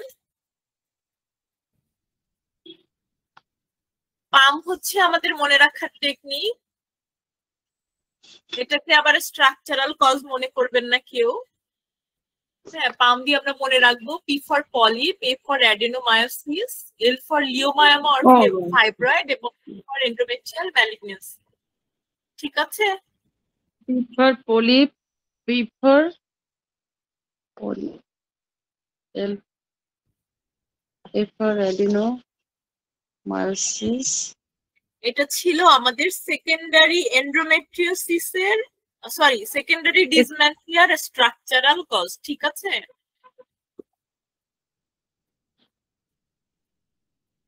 কারো বুঝতে কোনো সমস্যা আছে?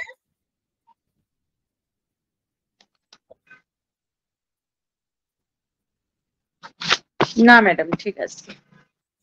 এরপরে আমরা বলেছি দুই ধরনের কারণ থাকে, একটা আমাদের স্ট্রাকচারাল কজ যেটা আমরা ইমেজিং এর মাধ্যমে দেখতে পাবো, আরেকটা হচ্ছে আনস্ট্রাকচারাল কজ যেটা আমরা ইমেজিং এর মাধ্যমে দেখতে পাবো না, হরমোন রিলেটেড দেখতে পাবো না। হ্যাঁ, আমি এখানে লিখে দেব। হ্যাঁ, মানে আমরা আলট্রা সিটি স্ক্যান এমআরআই করে এটা দেখা সম্ভব না। ঠিক আছে?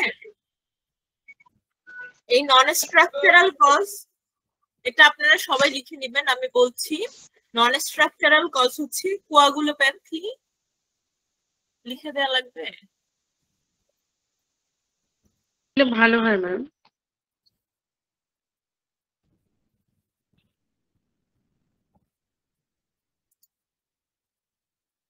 আচ্ছা, এটা আমাদের মনে রাখার টেকনিক হচ্ছে কয়েন, সিও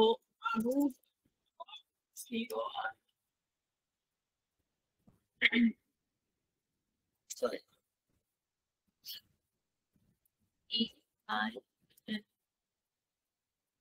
ঠিক আছে? এটা হচ্ছে আমাদের মনে রাখার technique. C stands for coagulopathy.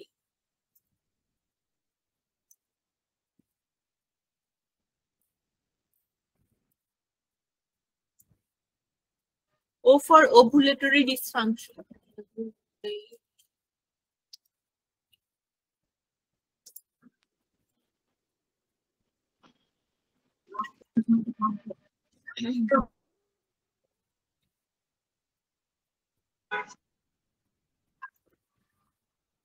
Ovulatory dysfunction. E for endometrial cause.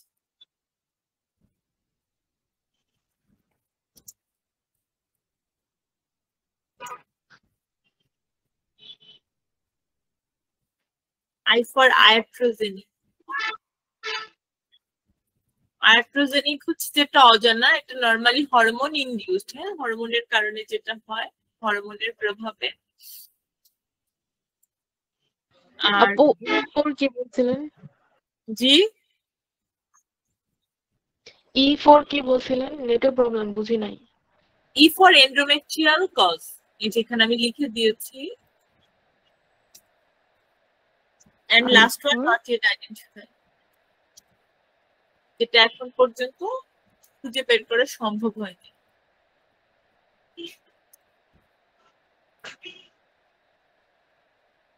ঠিক আছে? এই ছিল আমাদের আনস্ট্রাকচারাল কজ। একজন আমাকে আনমিউট করে বলেন আমাদের আনস্ট্রাকচারাল কজ গুলো কি কি, দেখে দেখে বলেন।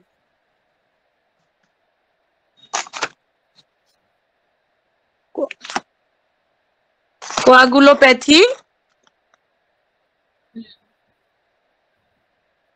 Ovulatory dysfunction, endometrial cause, I for madam বুঝতে পারি নাই। আয়াট্রোজেনিক হচ্ছে হরমোন ইনডিউসড, হরমোনের কারণে যেটা হয় সেটাকে বলছে আয়াট্রোজেনিক।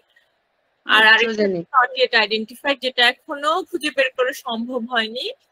ওকে, এই ছিল আমাদের স্ট্রাকচারাল এবং আনস্ট্রাকচারাল কজ। ঠিক আছে? একটা আমরা এই ম্যানেজমেন্ট জানার আগে আমরা ডিসমেনোরিয়ার সেকেন্ডারি ডিসমেনোরিয়ার ব্যথা বিভিন্ন ধরনের হয়। আমরা যেমন জেনেছি প্রাইমারি ডিসমেনোরিয়ার ক্ষেত্রে আমাদের কি হচ্ছে, যে ব্যথাটা 24 ঘন্টার মধ্যে শুরু হচ্ছে, বা হচ্ছে আমাদের যে মেনস্ট্রুয়েশন শুরু হচ্ছে মেনস্ট্রুয়েশনের সাথে সাথে ব্যথা হচ্ছে। কিন্তু সেকেন্ডারি ডিসমেনোরিয়ার ক্ষেত্রে এই ধরনের ব্যথা নাও হতে পারে, অনেক সময় হয় ব্যথাটা আগে থেকেই শুরু হয়, অনেকদিন আগে থেকে, বা তার পুরো মাস ধরেই ব্যথা চলে। এখন আমরা যে স্ট্রাকচারাল কজ গুলো পড়েছি, স্ট্রাকচারাল কজ গুলো আপনারা সবাই আশা করি লিখে নিয়েছেন। একজন আমাকে বলেন স্ট্রাকচারাল কজ গুলো কি কি।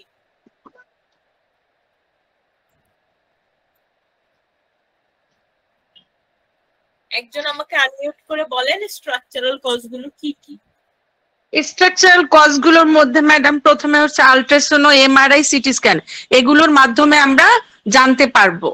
আরেকটা আনস্ট্রাকচারাল কজ তো ম্যাডাম একটু আগেই হচ্ছে যেগুলো আমরা করলাম সেগুলো। স্ট্রাকচারাল কজ মূলত ম্যাডাম আল্ট্রাসাউন্ড এমআরআই এবং সিটি স্ক্যানের মাধ্যমে আমরা জানতে পারবো। জানতে পারবো সেটা আমি বুঝতে পেরেছি, আপনি আমার প্রশ্নটা মেবি বুঝেন নাই। আমি জিজ্ঞেস করেছি আমাদের স্ট্রাকচারাল কজ গুলো কি কি। আমরা যে বলেছিলাম যে আমরা পাম দিয়ে মনে রাখবো পলি অ্যাডিনোমায়োসিস, লিওমায়োমা, ফাইব্রয়েড আর হচ্ছে এন্ডোমেট্রিয়াল ম্যালিগন্যান্সি। এটা ছিল আমাদের এই যে স্ট্রাকচারাল কজের জন্য যে ব্যথাটা হয়, আমাদের মেইনলি এটা আইডেন্টিফাই করতে হবে যে আমাদের কোন কারণের জন্য ব্যথাটা হচ্ছে, হ্যাঁ, বা যে ব্যথাটা হচ্ছে সেটা আমাদের কোন স্ট্রাকচারাল কারণের জন্য হচ্ছে। তাহলে আমরা এই ব্যথার ধরন যদি বুঝতে পারি তাহলে আমরা জানতে পারবো যে আমার আসলে ভিতরে কি ধরনের সমস্যা।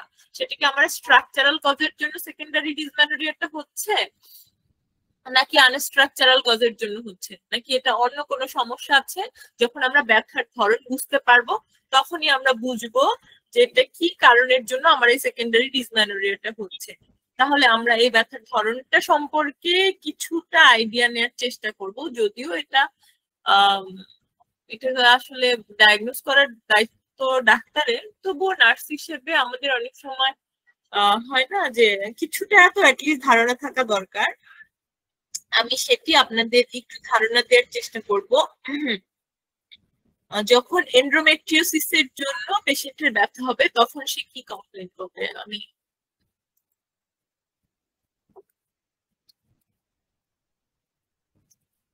এটা সবাই লিখে নিবেন।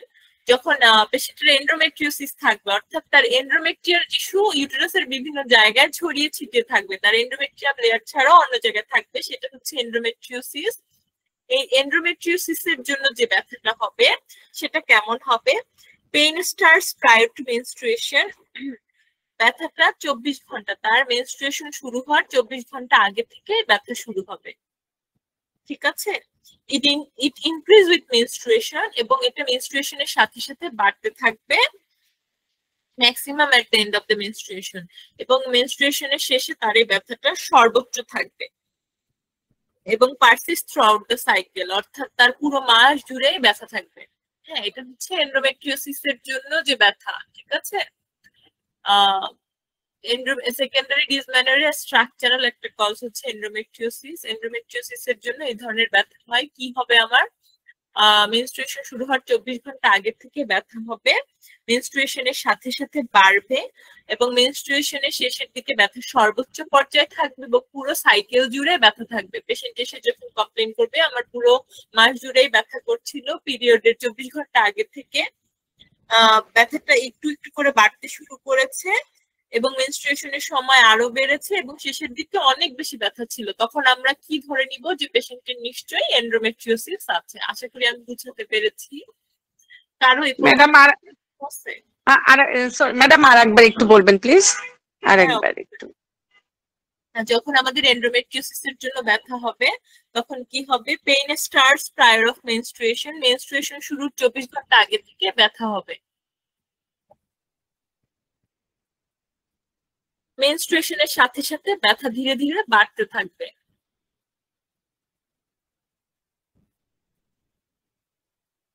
এবং মেনস্ট্রুয়েশনের শেষ পর্যায়ে মানে শেষের দিনগুলোতে তার ব্যথা সর্বোচ্চ থাকবে।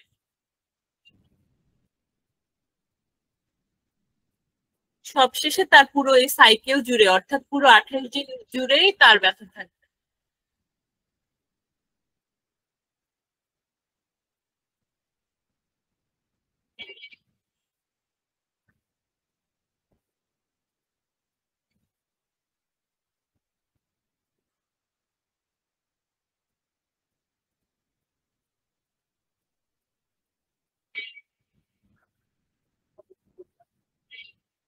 যে প্রশ্নটি করেছিলেন তার কি ক্লিয়ার হয়েছে?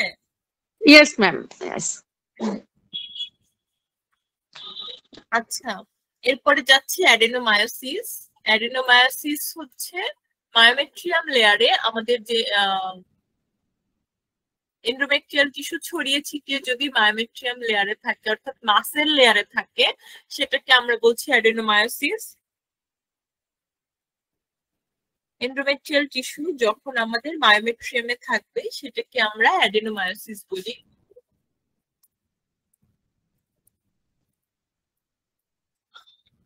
এন্ডোমেট্রিয়াসিস এবং অ্যাডেনোমায়োসিসের পেইন অনেকটা সেম, প্যাথোলজিও সেম, অর্থাৎ আমরা এতক্ষণ এন্ডোমেট্রিয়াসিসের পেইনটা যেমন পড়লাম অ্যাডেনোমায়োসিসের পেইনটাও অলমোস্ট সেম। তবুও আমরা যখন এসে পেশেন্ট কমপ্লেন করবে কাছাকাছি কিছু একটা ধারণা করবো যে হয় তার অ্যাডেনোমায়োসিস আছে অথবা এন্ডোমেট্রিয়াসিস। এরপরে সেটা ডক্টর তার এক্সরে, সিটি স্ক্যান, এমআরআই তার যেভাবে ডায়াগনোসিস করা দরকার সেই ডায়াগনোসিস করে সেটা কনফার্ম হবে। মেইনলি আমরা প্রাইমারি একটা ধারণা পাচ্ছি যে তার এই ধরনের স্ট্রাকচারাল কজের জন্য সেকেন্ডারি ডিসমেনোরিয়া হচ্ছে। ঠিক আছে, এরপরে আসি হচ্ছে পিআইডি। পিআইডি এর ফুল ফর্ম কি একজন আমাকে আনমিউট করে বলেন, এটা সবাই জানেন আমি জানি। Pelvic inflammatory disease. যখন পেশেন্ট এসে আমার কাছে কমপ্লেন করবে যে তার 3 থেকে মেনস্ট্রুয়েশন শুরু হওয়ার 3 থেকে 5 দিন আগে থেকে তার ব্যথা হচ্ছে, ঠিক আছে, আস্তে আস্তে তার ব্যথা কি হয়, মেনস্ট্রুয়েশন শুরু হওয়ার সাথে সাথে তার ব্যথা ধীরে ধীরে কমতে থাকে এবং মেনস্ট্রুয়েশনের শেষে তার ব্যথা পুরোপুরি ভালো হয়ে যায়, তখন আমরা ধরে নিব এটা আমাদের পিআইডি, পেলভিক ইনফ্ল্যামেটরি ডিজিজের জন্য তার এই সেকেন্ডারি ডিসমেনোরিয়া হচ্ছে।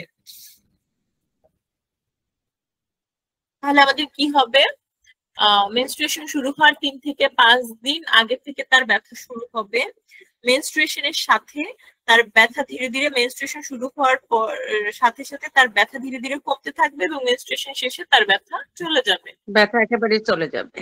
হ্যাঁ, তখন আমরা ধরে নিব এটা আমাদের তার পেলভিক ইনফ্ল্যামেটরি কোনো ডিজিজ আছে এই জন্য তার ব্যথা হচ্ছে। ম্যাডাম আরেকবার বলেন একটু আস্তে। হ্যাঁ অবশ্যই, যখন আমাদের পিআইডির জন্য ব্যথা হবে অর্থাৎ পেলভিক ইনফ্ল্যামেটরি ডিজিজের জন্য তখন তার মেনস্ট্রুয়েশনের 3 থেকে 5 দিন আগে থেকেই ব্যথা শুরু হবে।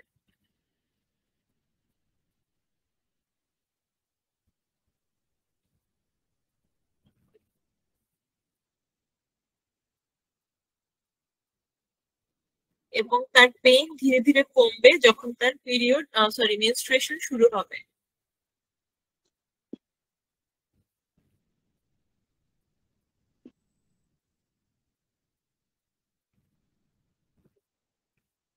এবং তার মেনস্ট্রুয়েশনের শেষে ব্যথা পুরোপুরি ভালো হয়ে যাবে।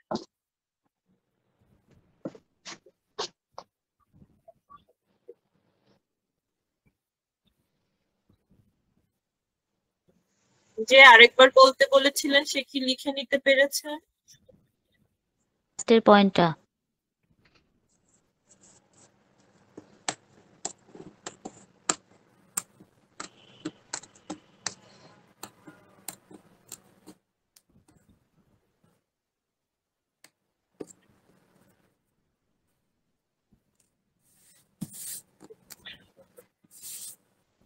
এই পর্যন্ত আপনাদের বুঝতে কারো কোনো সমস্যা আছে?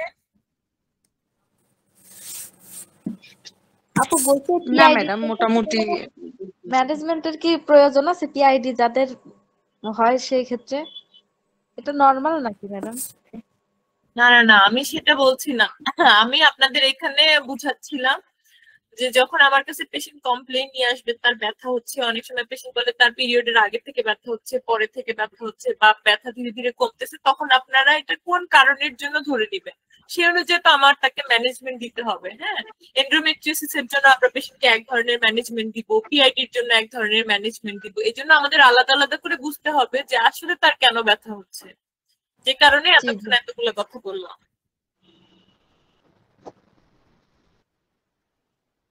ঠিক আছে, আর কারো কোনো কোয়েশ্চেন? এডিনোমায়োসিসটা কি বলছিলেন একটু বলে দিবেন? অ্যাডেনোমায়োসিস কি? এন্ডোমেট্রিয়াল টিস্যু যখন মায়োমেট্রিয়ামে প্রেজেন্ট থাকে, অর্থাৎ আমি আপনাদের একটা ছবি দেখিয়েছিলাম,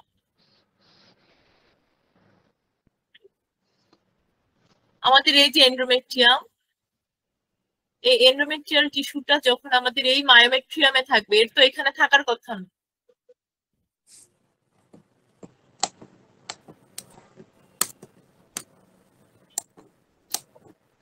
আমাদের এই এন্ডোমেট্রিয়াম টিস্যু থাকবে এন্ডোমেট্রিয়াম লেয়ারে, যখন সে এখানে না থেকে এই মায়োমেট্রিয়াম লেয়ারে চলে আসবে, অর্থাৎ মাসেল লেয়ারে কিছু এন্ডোমেট্রিয়াম টিস্যু দেখা দিবে, সেটাকে আমরা বলছি অ্যাডেনোমায়োসিস।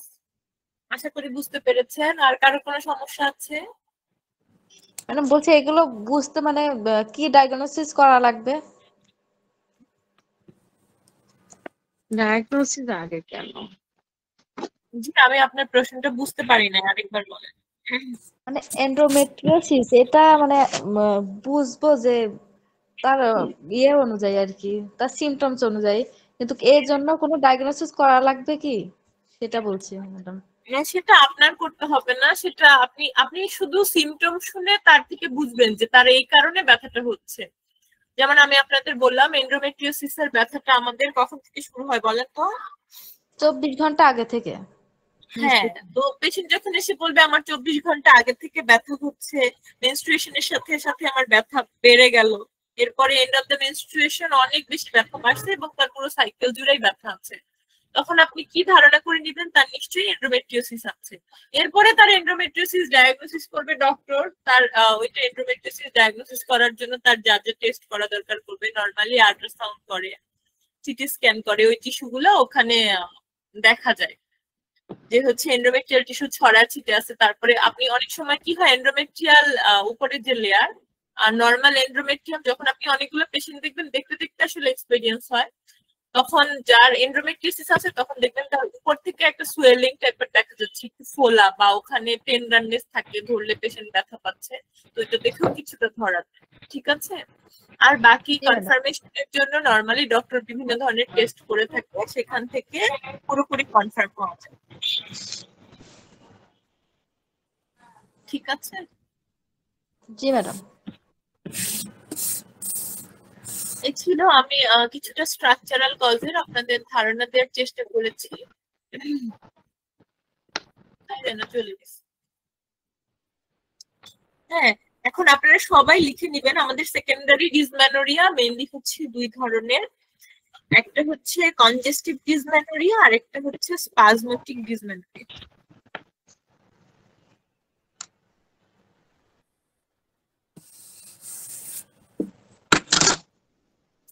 ম্যাডাম আরেকবার একটু বলবেন প্লিজ। হ্যাঁ হ্যাঁ, অবশ্যই। আমাদের সেকেন্ডারি ডিসমেনোরিয়া দুই ধরনের, কনজেস্টিভ ডিসমেনোরিয়া জি, আর হচ্ছে স্পাজমেটিক ডিসমেনোরিয়া।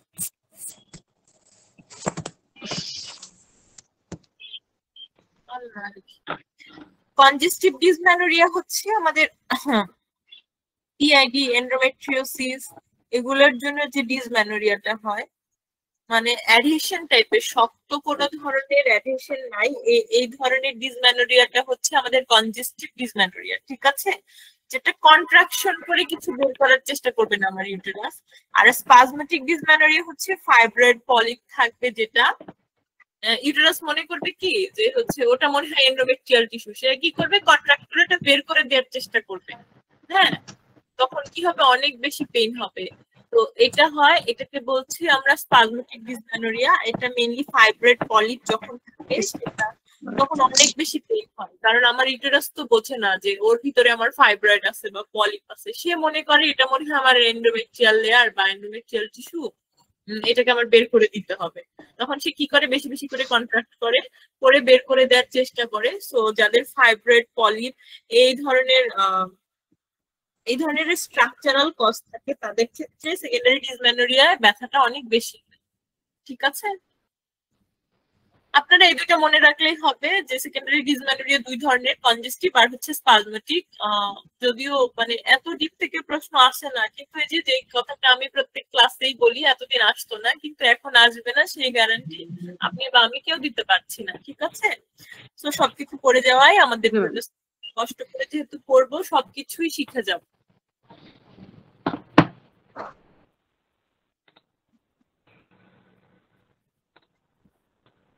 আছে, এখন আমরা যেটা পড়ার জন্য এতক্ষণ ধরে বসে আছি, ম্যানেজমেন্ট অফ সেকেন্ডারি ডিসমেনোরিয়া।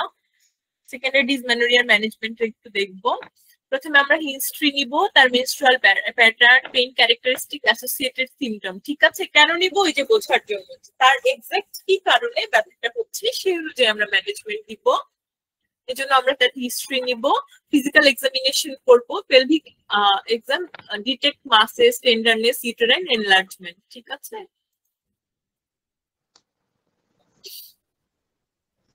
এরপরে আমরা ইনভেস্টিগেশন করব, আল্ট্রাসাউন্ড করব ইউটেরাস এবং ovary, hysteroscopy, laparoscopy, endometriosis suspected. এই যে যদি মনে হয় যে তার এন্ডোমেট্রিওসিস আছে, সেক্ষেত্রে আমরা হিস্টেরোস্কোপি, ল্যাপারোস্কোপি করব। ব্লাড টেস্ট ফর ইনফেকশন আর অ্যানিমিয়া, ব্লাড টেস্ট করব অ্যানিমিয়া অথবা ইনফেকশন আছে কিনা দেখার জন্য।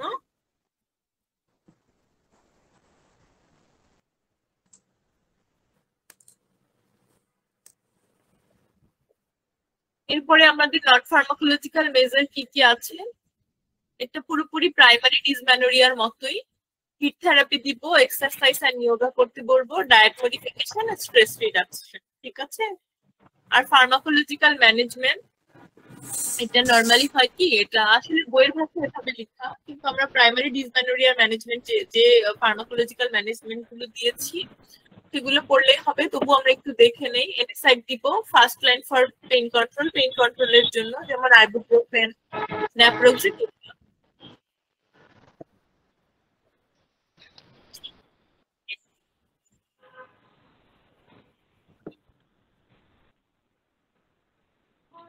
Hormonal therapy, combined oral contraceptive, progestin only therapy,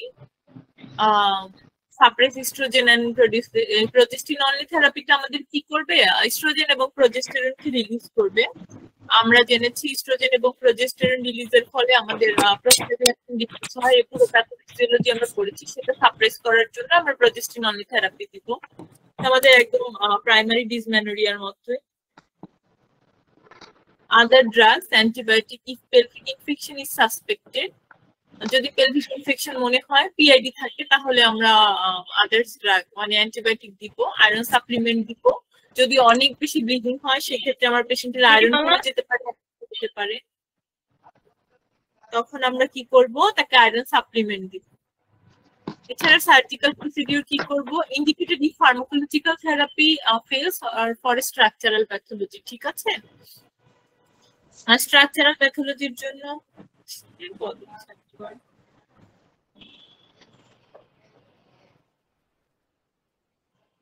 indicated if pharmacological therapy fails or for structural pathology.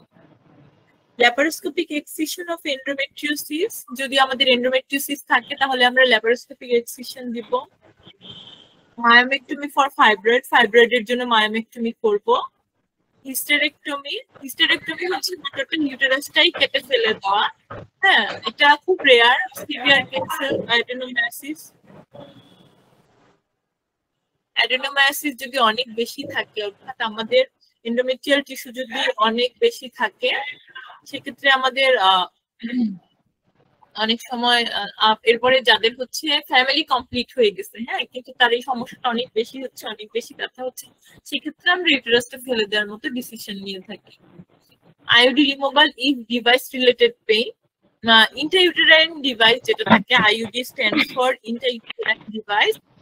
এই ধরনের কোনো ডিভাইস ব্যবহার করার কারণে যদি তার ব্যথা হয়ে থাকে, তাহলে সেটা আমরা রিমুভ করার পরামর্শ দিতে থাকি। এই ছিল আমাদের ম্যানেজমেন্ট। আশা করি সবাই বুঝতে পেরেছেন। এই পর্যন্ত কারো কোনো সমস্যা আছে? না ম্যাডাম, ঠিক আছে। চলে যাচ্ছি প্রশ্নে। আমরা কিছু এমসিকিউ সলভ করব। কনজেস্টিভ ডিসমেনোরিয়া, ঠিক আছে, আমরা যে পড়লাম আমাদের সেকেন্ডারি ডিসমেনোরিয়া দুই ধরনের, কনজেস্টিভ ডিসমেনোরিয়া এবং স্পাজমেটিক ডিসমেনোরিয়া। কনজেস্টিভ ডিসমেনোরিয়া, যেটাতে আমাদের কোনো অ্যাডিকশন টাইপের কিছু থাকবে না। এই পেইনটা কখন শুরু হয়, এটা হচ্ছে আমাদের কোয়েশ্চেন। সবাই দ্রুত অ্যানসারটি লিখে ফেলবেন, তারপরে আমি বলে দিব।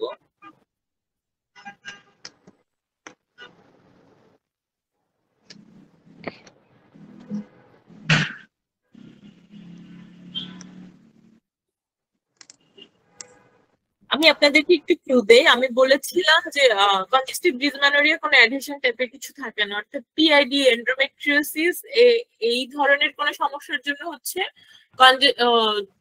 এই ধরনের সমস্যার জন্য কনজেস্টিভ ডিসমেনোরিয়া হয়। তাহলে আমি বলেছি কি বলে এন্ডোমেট্রিওসিসের ক্ষেত্রে আমাদের মেনস্ট্রুয়েশনের 24 ঘন্টা আগে থেকে ব্যথা শুরু হয়। হ্যাঁ, তাহলে এখন সেটার সাথে রিলেট করে আপনার অ্যান্সার করে। আচ্ছা,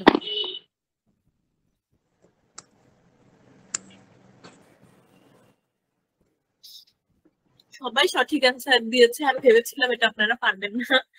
যাই হোক, এটা একটু মানে থাকে না যে ক্রিটিক্যাল থিঙ্কিং এই টাইপের প্রশ্ন, যে জন্য আমি আপনাদের একটু সহজ করে দিলাম। যখন আমাদের প্রশ্ন কঠিন হয় তখন এই ধরনের প্রশ্ন এসে থাকে, তাই আমি চেষ্টা করেছি আমাদের আজকের স্লাইডে মোটামুটি সবকিছু ক্লিয়ার করে আপনাদেরকে বলার জন্য। তাহলে আমাদের সঠিক উত্তর হবে বিফোর মেনস্ট্রুয়াল ফ্লো স্টার্টস। ঠিক আছে, আমি অলরেডি এটা এক্সপ্লেইন করে দিয়েছি যে আমাদের কনজেস্টিভ ডিসমেনোরিয়া কেন হচ্ছে পিআইডি এবং এন্ডোমেট্রিওসিস এর জন্য। আমরা বলেছি পিআইডি এবং এন্ডোমেট্রিওসিস এর ক্ষেত্রে ব্যথা 24 ঘন্টা আগে থেকেই শুরু হয়, অর্থাৎ মেনস্ট্রুয়াল ফ্লো স্টার্ট হওয়ার আগে থেকে ব্যথা শুরু হয়। তাই আমাদের অ্যান্সার হবে সি। আশা করি সবাই বুঝতে পেরেছেন। কারো বুঝতে কোনো সমস্যা আছে? No ma'am. Investigation useful in secondary dysmenorrhoea. Secondary ডিসমেনোরিয়ার ক্ষেত্রে আমরা কি ইনভেস্টিগেশন করে থাকি? এটা কিন্তু মাল্টিপল অ্যান্সার হবে।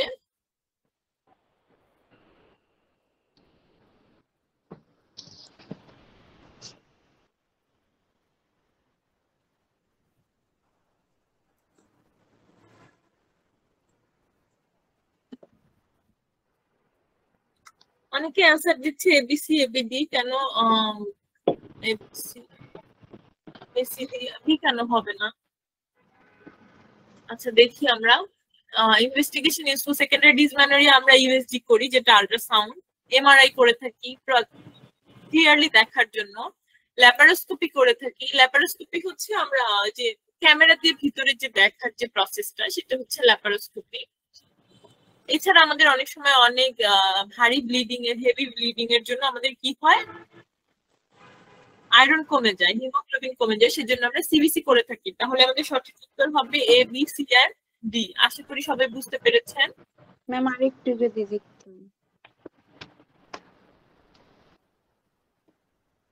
আপনি কি এটা বুঝতে পারেন না? কোনটার সমস্যা হচ্ছে বুঝতে আমাকে বলেন।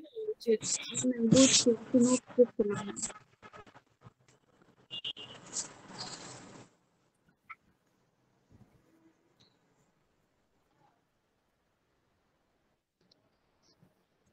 তোলা, আপনার কোন অপশনটা বুঝতে সমস্যা হচ্ছে সেটা আমাকে ক্লিয়ার করে বলেন।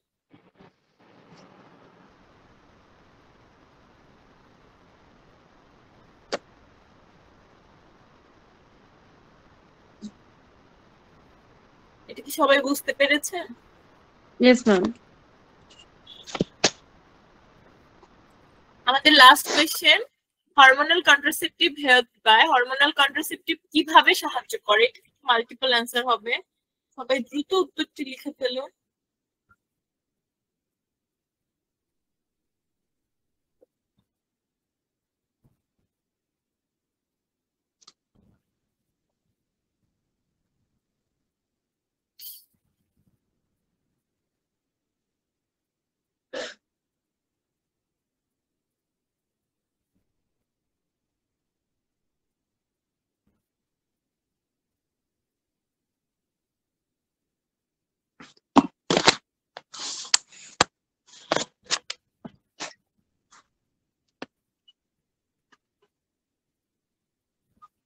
অনেক অ্যান্সার দিয়েছে দেখতে পাচ্ছি। Hormonal contraceptive help by suppressing ovulation, ওভুলেশনটাকে সাপ্রেস করে। রিডিউসিং প্রোস্টাগ্ল্যান্ডিন প্রোডাকশন, এটা আমরা করেছি। রেগুলারাইজিং সাইকেল, সাইকেলটাকে রেগুলার করে, এটা আমরা সবাই জানি যে হচ্ছে আমরা যখন ওসিপি নেই তখন একটা নির্দিষ্ট সময় পর পর তার মেনস্ট্রুয়েশন হয়। হ্যাঁ, তাহলে আমাদের মেনস্ট্রুয়েশনটাকে রেগুলার করছে। ইনক্রিজিং ইউটেরাইন কন্ট্রাকশন, এটা কি ইউটেরাইন কন্ট্রাকশন বাড়ায়? না, আরে এটা হবে না। রিডিউসিং মেনস্ট্রুয়াল ফ্লোটাকে কমায়? আপনাদের কি মনে হয়?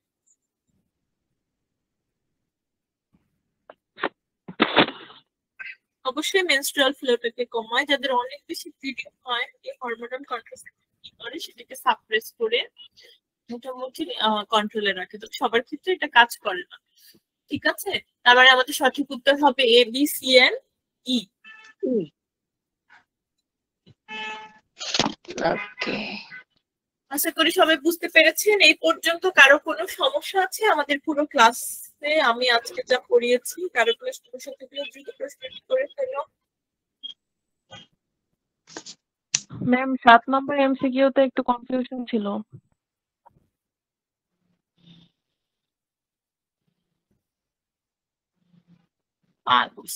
ম্যাম 7 নম্বর 7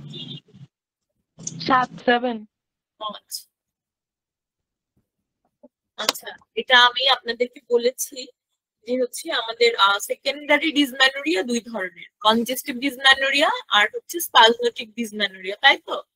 কনজেস্টিভ ডিসম্যানোরিয়া আমাদের কখন হয়? যখন আমাদের পিআইডি এন্ড এন্ডোমেট্রিওসিস থাকে, তখন আমাদের কনজেস্টিভ ডিসম্যানোরিয়া হয়। আর স্পাজমেটিক ডিসম্যানোরিয়া হচ্ছে আমাদের পলিপ আর ফাইব্রয়েড, মানে অ্যাডহেশন টাইপের কিছু আছে আমার, মানে কিভাবে শক্ত কিছু আছে ভিতরে, সেটার ক্ষেত্রে আমরা বলতেছি স্পাজমেটিক ডিসম্যানোরিয়া। তো স্পাজমেটিক ডিসম্যানোরিয়া আমাদের কি হয়? ব্যথাটা বেশি হয়, কারণ আমাদের ইউটেরাস মনে করে এটা মনে হয় আমার এন্ডোমেট্রিয়াম লেয়ারের শেডিং বা এটা কিছু একটা আটকে আছে। তখন সে চেষ্টা করে কি বারবার ইউটেরাসটাকে কন্ট্রাক্ট করে এটা বের করে দেওয়ার জন্য, কিন্তু ওটা তো বের হবে না, ওটা একটা অ্যাডহেশন লেগে আছে ইউটেরাসের গায়ে। হ্যাঁ, যেহেতু বের হবে না, সো তার অনেক বেশি ব্যথা হয়।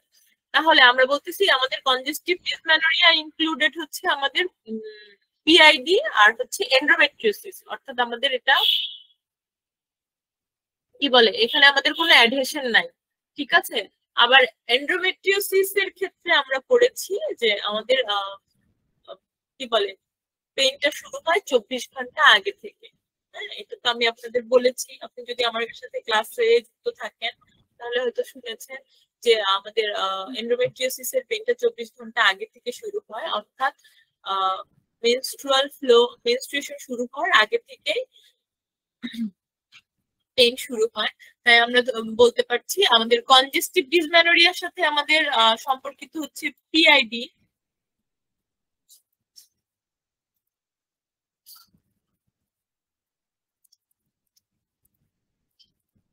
পিআইডি আর হচ্ছে এন্ডোমেট্রিওসিস।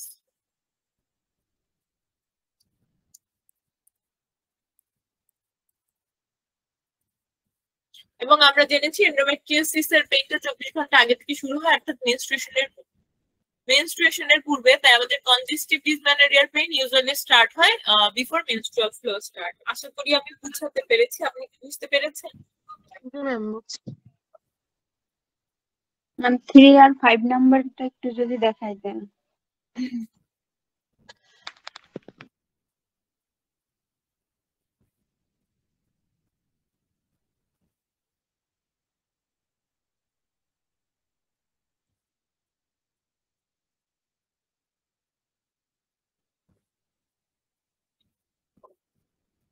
ম্যাম ঠিক আছে, এবার একটু 3 নাম্বার ম্যাম।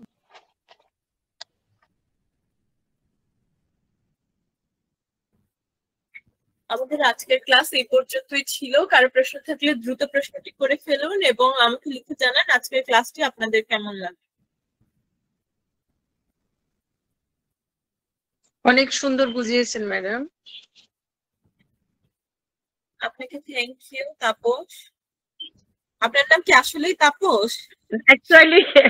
অ্যাকচুয়ালি আমার মানে আইডিটা আমার বাচ্চার ইয়েতে, তো তো ওইটাই আমি ইউজ করি এই জন্য। আচ্ছা, আপনার নামটা কি? সাধনা রানী রায়। সাধনা? সাধনা, সাধনা। সাধনা, কি সুন্দর নাম। Thank you.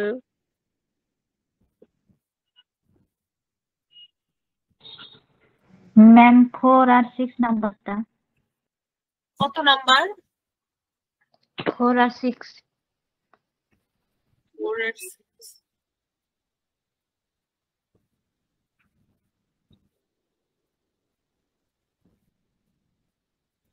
সবাই ভালোভাবে পড়াশোনা করবেন, এখন থেকে অত্যন্ত গুরুত্ব দিয়ে সবাই পড়াশোনা করবেন যেন সবাই একবারে পরীক্ষা দিয়ে পাশ করে ফেলতে পারেন। ঠিক আছে? এভাবে বুঝালে ম্যাডাম সম্ভব? এভাবে বুঝালে পারবো ম্যাডাম? মানে আপনি যত সুন্দর করে ইনশাআল্লাহ বুঝিয়েছেন। আমি চেষ্টা করি আমার সর্বোচ্চটুকু দিয়ে বোঝানোর জন্য, বা আমার পরীক্ষায় যতটুকু আসে বা আসা সম্ভব পুরোটুকুই কভার করার জন্য। এখন আমি যতই পড়াই আপনারা যদি না পড়েন আসলে জি ম্যাডাম। আমার কষ্ট। Ma'am 6 number. সো আশা করবো সবাই ভালোভাবে পড়বেন। Thank you madam. আপনারা পরবর্তীতে কোন টপিকের উপর ক্লাস চাচ্ছেন আপনারা সেটা গ্রুপে বলতে পারেন, বা আমাকে বললে আমি চেষ্টা করব ওই টপিক কভার করে দেওয়ার জন্য। কারো যদি স্পেসিফিক কোনো টপিকে সমস্যা থাকে বা ইচ্ছা থাকে, মনে হয় যে না এখান থেকে বেশি প্রশ্ন আসছে, সেটা আমাদের পড়া দরকার, আমি অবশ্যই চেষ্টা করব। আপনারা আমাকে সাজেশন দিতে পারেন।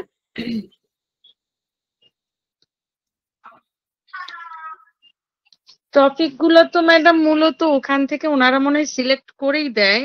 এখন আমরা মানে স্টুডেন্টসরা বললে কতটা সেটা ইফেক্টিভ হবে এই মুহূর্তে তো বুঝতে পারছি না। না না, টপিক গুলো সম্পূর্ণই হচ্ছে আমরা টিচাররা যারা আপনাদের সাথে যুক্ত থাকি বা আছি, জি জি।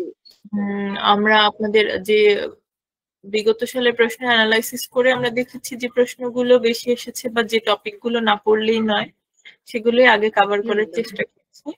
তবুও যেহেতু আমরা আপনাদের জন্যই, তাই আপনাদের কথা মাথায় রেখে আপনারা যে টপিকের উপর ক্লাস চাচ্ছেন বা আপনাদের যেটা সমস্যা আমরা অবশ্যই সেটা কভার করার চেষ্টা করব। Okay madam.